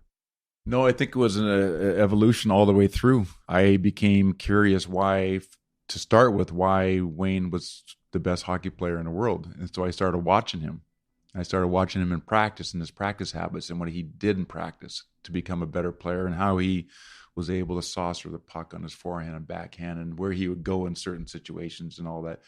And then so if you're curious enough, there's a lot of answers out there of how to become a better player, both physically and emotionally and tactically and all the things that you would think. Because you don't the way you represent yourself, you're just an average guy, right? Like, you're not a guy that had this God-given gift. Now, of course, you obviously have great natural athletic talent, but you're this guy who, as you tell the story, no one could have predicted on your first day in the NHL, you are going to be the second leading scorer of all time, or the first amongst mortals. Mere mortals. Whereas in the case of Gretzky, if someone said that on day one, it was believable. It was more evidence. And that's why it's so amazing that you are patient with, and there's certain things that you look for in athletes of any sport, not necessarily when they're younger, but in how they can change and evolve. So there would have been no evidence up until I even turned pro that would have happened. So I think that, yes, you are given God-given talent. It has to be nurtured and honed.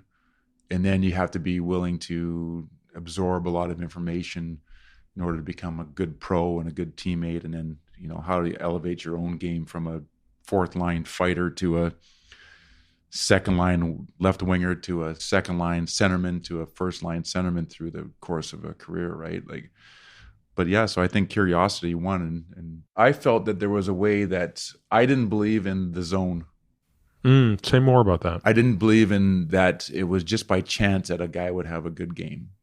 You would hear these people talking about, wow, I was really in the zone tonight. I don't know why. I don't know what happened. Couldn't feel my legs. I could skate all day, never got tired. The goal looked like a soccer net.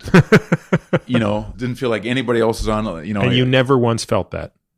I felt it, but I didn't think it was just because it just was a chance. You didn't think it was just a chance. You think that's the result. Something happened along the way in order for that to manifest itself at that particular time.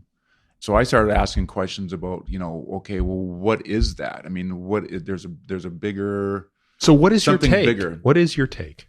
Well, I think it's a level of concentration that doesn't get discovered. It's a whole nother, it's another whole nother podcast, but I just think it's a deep level of concentration that you're not even aware of, that's mixed with preparation, mixed with belief, that's mixed with repetition of the skill.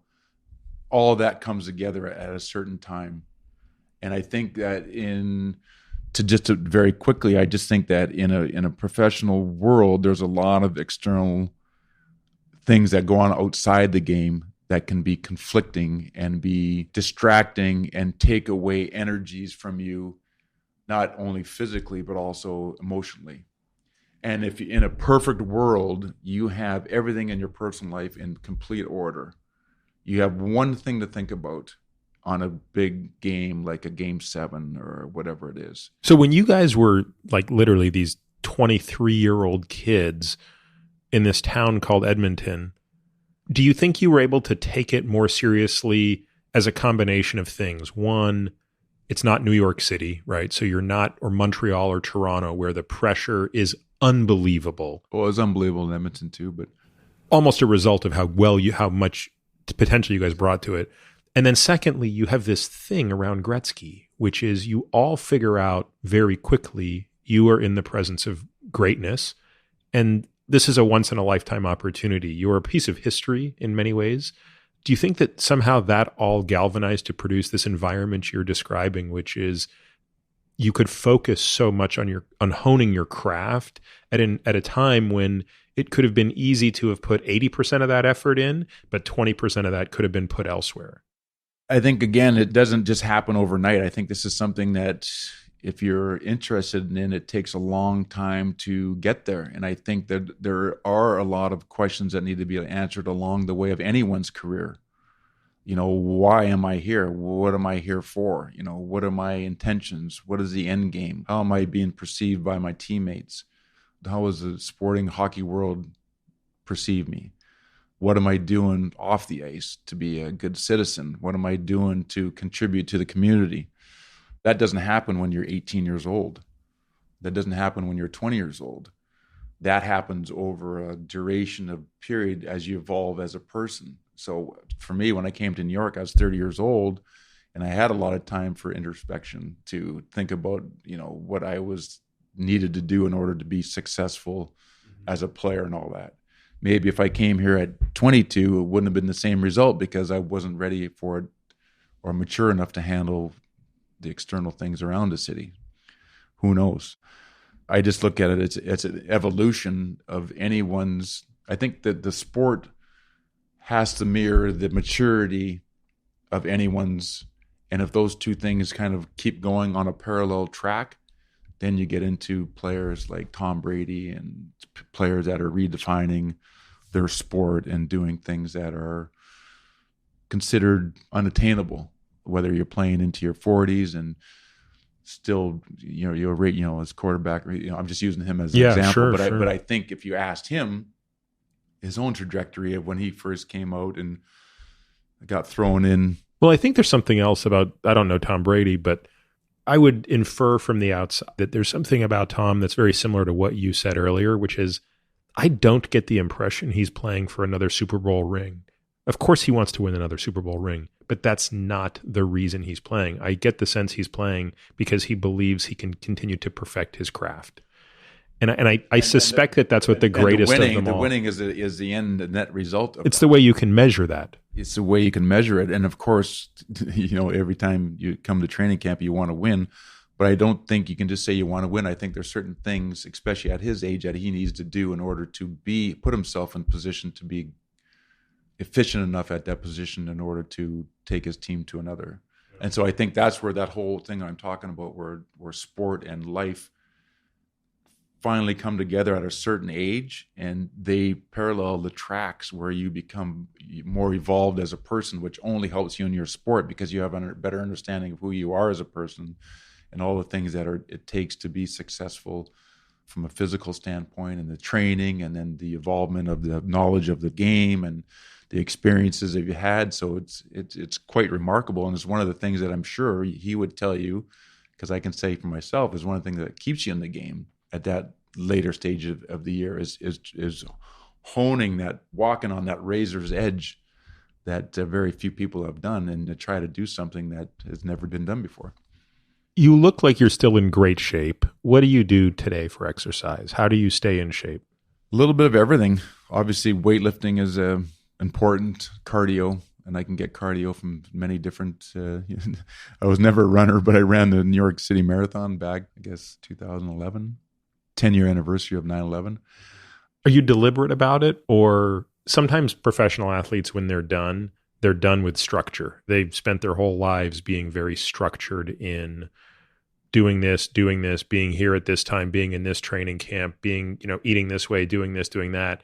And then when they're done, it's like, look, I'm going to work out, but I don't want to program. I just want to do what I feel like doing. I mean, where are you sort of on that spectrum? Yeah, I'd say that shortly after I retired, I was doing some other stuff, and I kept waiting for that, because I used to give myself 3 hours to work out when I was training. It'd take me a minute to get in the gym, and it'd take me, 10, 15 minutes to get myself with a deep enough concentration to be able to actually put the work into that I would need. I didn't need 3 hours to actually physically work out, but to get myself mentally ready to work out. And then when I retired, I kept waiting for that 3-hour window to come along, and never came along. Never showed up. Never came along because of the kids and all that kind of stuff.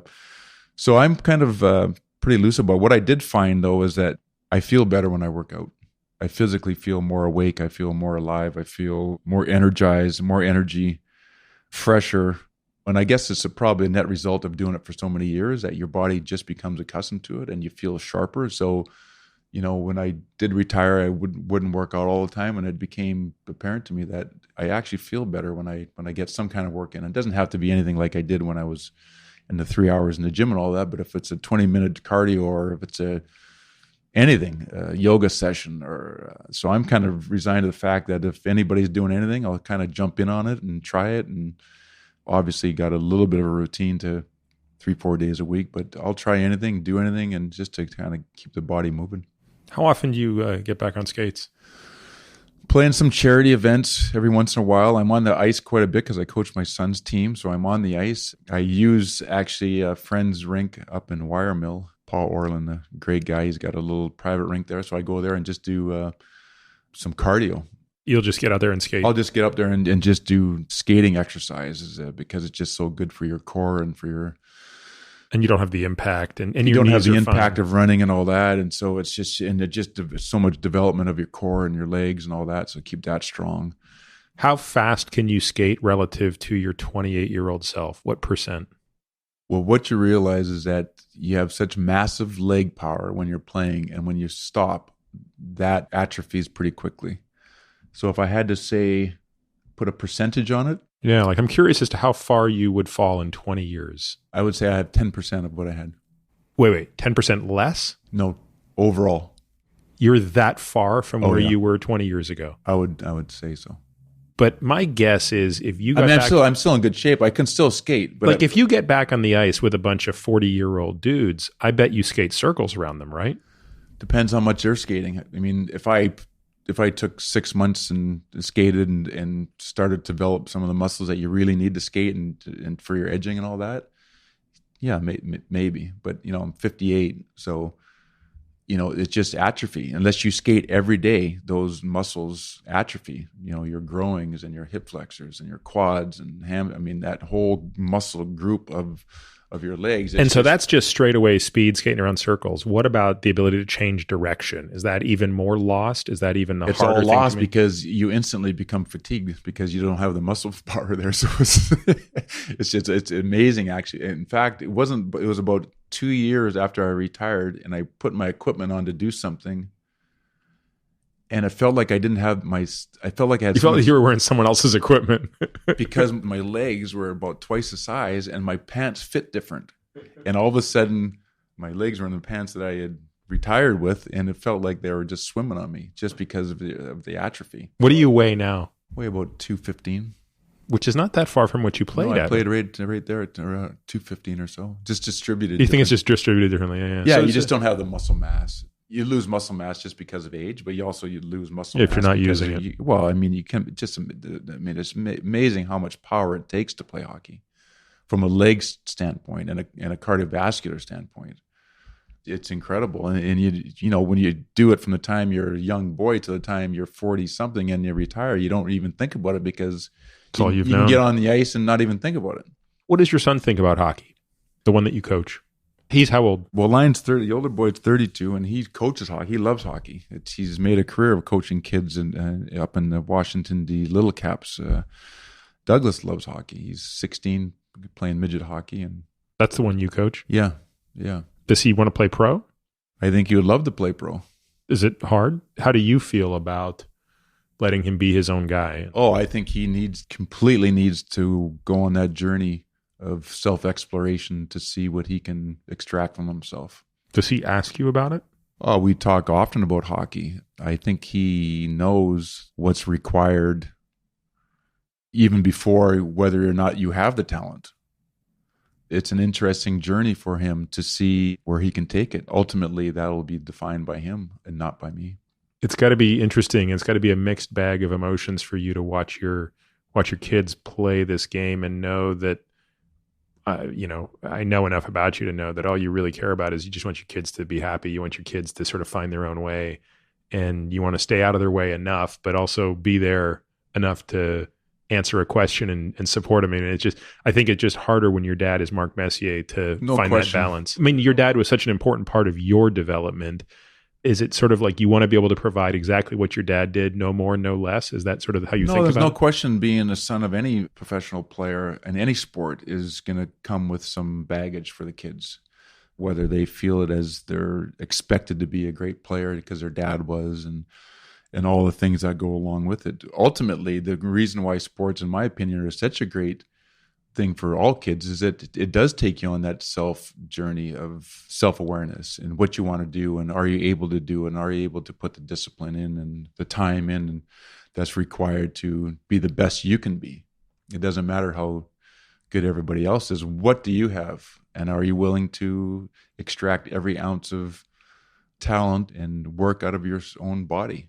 That ultimately, no matter how far you take it, will serve you well in wherever you land, whether it's in a sport or in business or whatever. That kind of journey can only be beneficial for all kids, and certainly for my kids as well.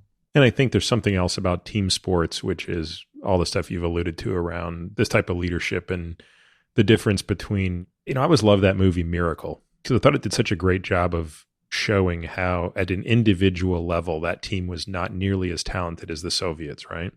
But on that one moment in that tournament, everything that they had done under Herb Brooks sort of came together, and they outplayed the best team in the world as a team, not as a collection of individuals.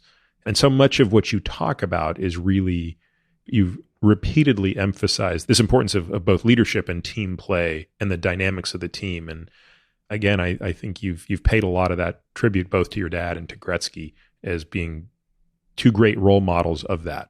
And many more. But yeah, there's a lot of information out there for any young aspiring sportsman, sportswoman, girl or boy, no matter what they're, dance, music, acting, hockey, baseball, football, whatever it is. If you're interested, there's a lot to learn if you're interested. Tell me about the Mark Messier Foundation. What do you guys do? Well, when I first came to New York, it was really important for me to entrench myself into the community. The first charity I ever got involved with was the Alberta Lung Association when I first became a pro in Edmonton. And Glenn Sather, our coach there, really kind of emphasized that we get out into the community and pick a charity and attach your name to it and help. The Alberta Lung Association was an incredible learning experience for me because it was all about the babies that were born premature and had unhealthy lungs and whatnot. Fast forward to coming to New York, the inundation of requests to get involved with some kind of charity in the city was overwhelming. So I had to figure out a charity to involve myself with and then help out as much as I could everywhere else. And that became the Tomorrow's Children Fund at the Hackensack Medical University. And years after retirement, it became apparent that I could start my own foundation and really kind of focus in on the things that inspired me the most, and that was giving back to and providing access and opportunity to kids that didn't have the means to do it. like hockey in the city. So the Mark Messier Foundation is basically that. It's about creating access and opportunity in different areas of kids' lives there that they would never have had the opportunity otherwise. And for different circumstances, whether it was financial or infrastructure not available or scholastics or whatever. And so that's what we focused on. And it's spun out of the Kingsbridge National Ice Project that we're trying to build here in the city that would provide a lot more access and opportunity to kids to play hockey in the metropolitan area here with 3 NHL teams. You would think we could do a better job of creating more access for kids to play a sport that's so much entrenched into this metropolitan area. It's hard to imagine you not living here, isn't it? You have so many tentacles in this New York area, business-wise, philanthropy-wise, family-wise, which is, again, I guess for me, I always think of you as being from Edmonton, which of course you are from, but you've probably lived almost as much of your life here as you have there, right? Yeah, well, that's close. I came here when I was just 30 and I'm 58 now. So it's been I remember my first press conference saying, I hope my second career is as good as my first. We weren't able to quite win as many championships here in New York, but we were able to win the one. But my experience here in New York has been incredible. I think the thing that really drew me to come to New York was not only the challenge of breaking the 54-year-old drought of the Stanley Cup, but also immersing myself into a city of this magnitude and the culture and all the things that go along with it. It was very appealing to me, and it didn't disappoint me in any way. Can't tell you how much I've enjoyed my time as a player and in retirement in this area, and the people and the amount of experience that I've had with so many different types of people in the city. It's interesting. I mean, the last thing I really want to talk about, Mark, is this idea where there just seem to be two types of athletes.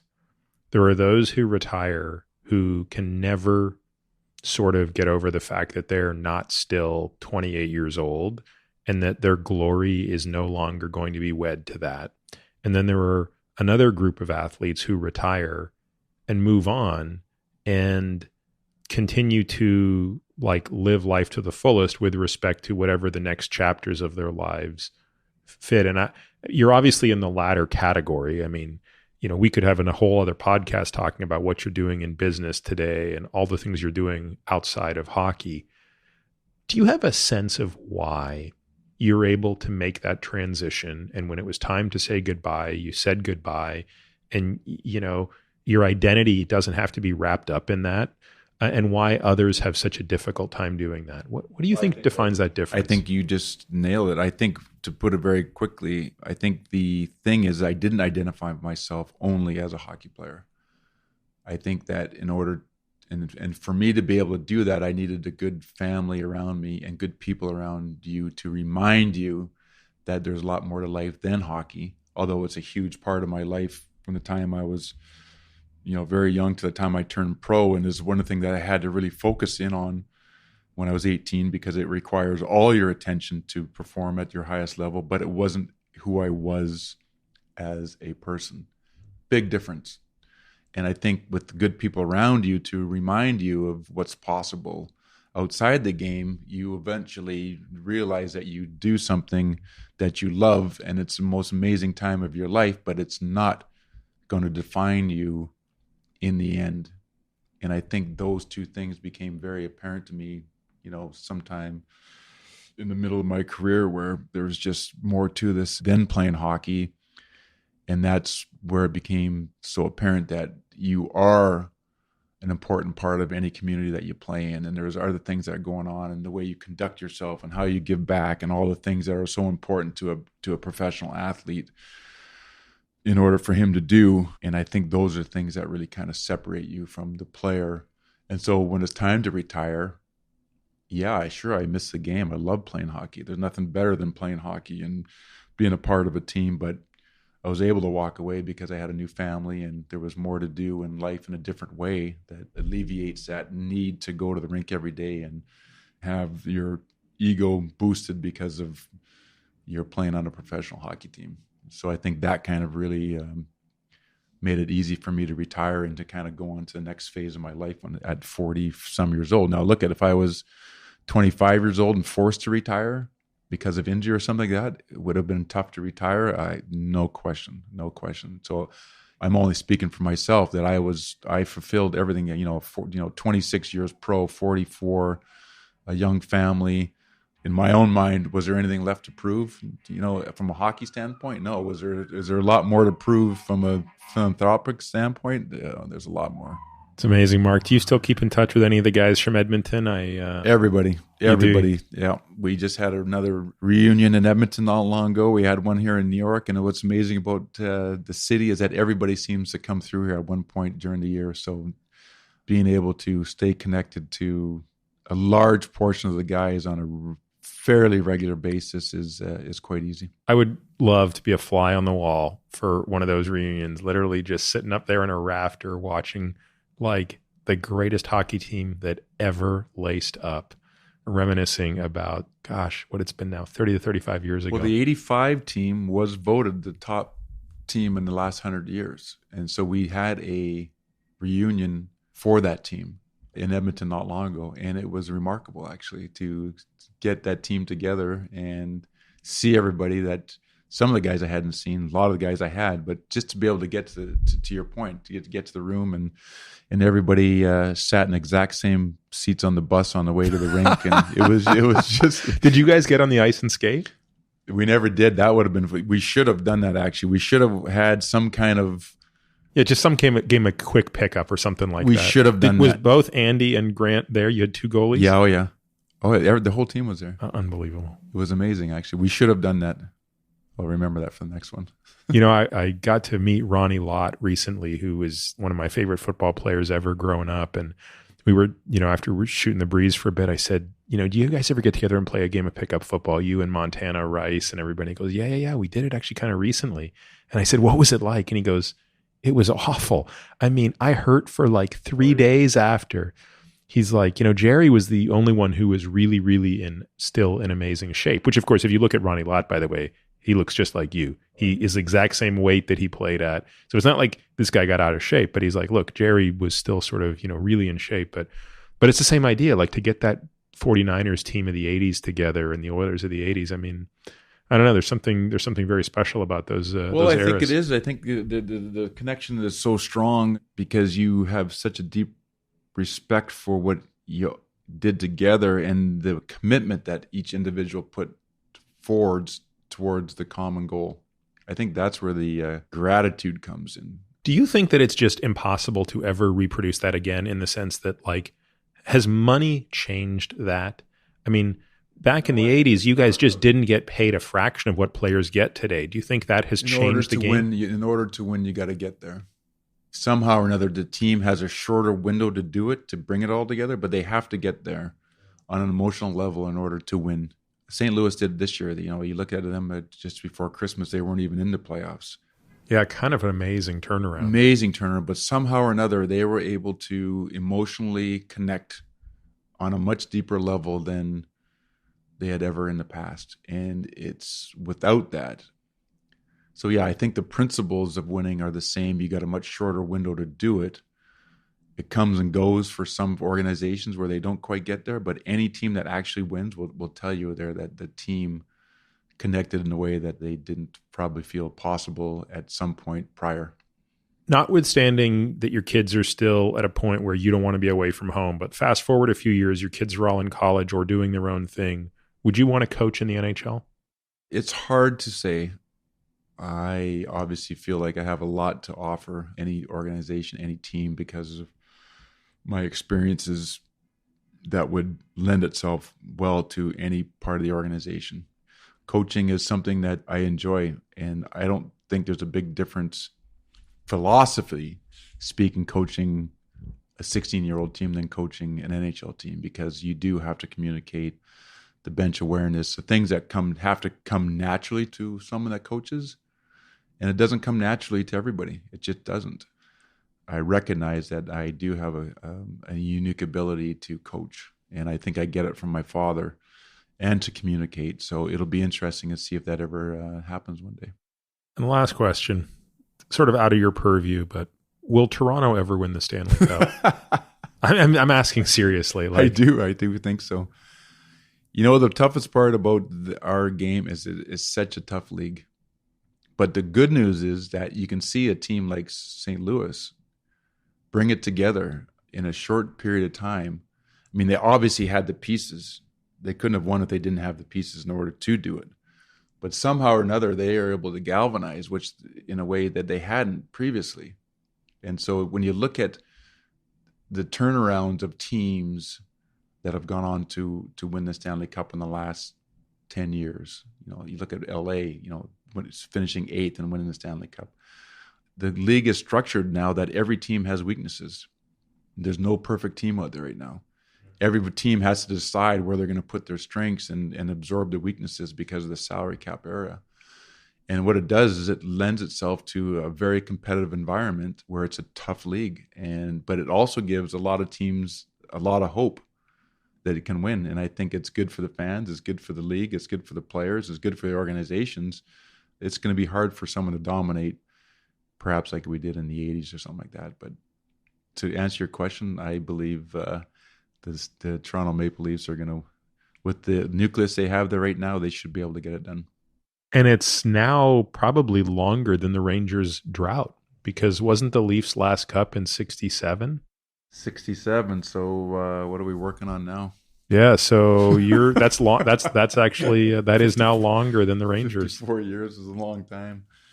Long time. But I love the Leafs. No, I guess it's not quite there yet. Another couple of years, but I think it's funny. Growing up in Toronto, I never liked the Leafs because I just think the sort of that Harold Ballard era was so bad. And I mean, we would go to the Gardens, but you were going to watch the other teams that were coming. I mean, every time the Oilers played, including exhibition games, I was sitting up in those crappy gray seats to watch a game. But now I'm always amazed when I'm back in Toronto just what an ordeal it is to get to the Air Canada Centre to see a game. I mean, it's got to be one of the toughest towns to get tickets to. Well, I just know coming to New York, an original six team, and the passion behind the generations of fans that were here, it didn't take me long to understand the gravity of it. And when I say I love the Leafs, I love the Leafs because of that same. Yeah. Original six teams are just in a different league. Team, the history, the passion, the heartbreak, all the things that go into an organization that make it so compelling to go to the game and to cheer the Leafs on if you're a Leaf fan. And even if you're not a Leaf fan, you still got to respect where they've been and where they've come from, and the way the organization has moved into the modern era, and this juggernaut organization that is just so compelling. Well, if they win this year, I've done the math now, it'll be 53 years if they win this year. So they've got 2 years left to. Well, that's why I say 54 is a long time, but they're working on it. So hopefully they can get it done sooner or later. It'd be nice to see a Canadian team get in there, but oh yeah, for sure. It won't be. I can guarantee it won't be given to them. Mark, this has been awesome. Thank you so much for all these insights. The first time we met, I remember. You never know when you're a kid. You meet your boyhood heroes. You just never know. Like, can they live up to the poster on your wall? Can they live up to that time you got that autograph? Then you got to stand in front of them for 3.7 seconds while they scribbled something on your hockey stick or whatever. It's been a pleasure getting to know you. And I think that this podcast, is just hopefully a great way for folks to get to really understand your style of leadership, which is certainly not about boasting, but about just sort of a quiet, passionate, yet highly intuitive and introspective form of leadership that I don't know. I guess I'm biased, but I don't think we see a lot of that in sports anymore. If nothing else, I'm highly appreciative of it, and I know that others will be also. Well, thank you. Great being on. Great talking hockey as always, and we'll be watching those Leafs. All right, let's go get some dinner. You can find all of this information and more at peterattiamd.com/podcast. There you'll find the show notes, readings, and links related to this episode. You can also find my blog at peterattiamd.com. Maybe the simplest thing to do is to sign up for my subjectively non-lame once-a-week email where I'll update you on what I've been up to, the most interesting papers I've read, and all things related to longevity, science, performance, sleep, etc. On social, you can find me on Twitter, Instagram, and Facebook, all with the ID Peter Attia MD, but usually Twitter is the best way to reach me to share your questions and comments. Now for the obligatory disclaimer. This podcast is for general informational purposes only and does not constitute the practice of medicine, nursing, or other professional healthcare services, including the giving of medical advice. And note, no doctor-patient relationship is formed. The use of this information and the materials linked to the podcast is at the user's own risk. The content of this podcast is not intended to be a substitute for professional medical advice, diagnoses, or treatment. Users should not disregard or delay in obtaining medical advice for any medical condition they have and should seek the assistance of their healthcare professionals for any such conditions. Lastly, and perhaps most importantly, I take conflicts of interest very seriously. For all of my disclosures, the companies I invest in and or advise, please visit peterattiamd.com/about.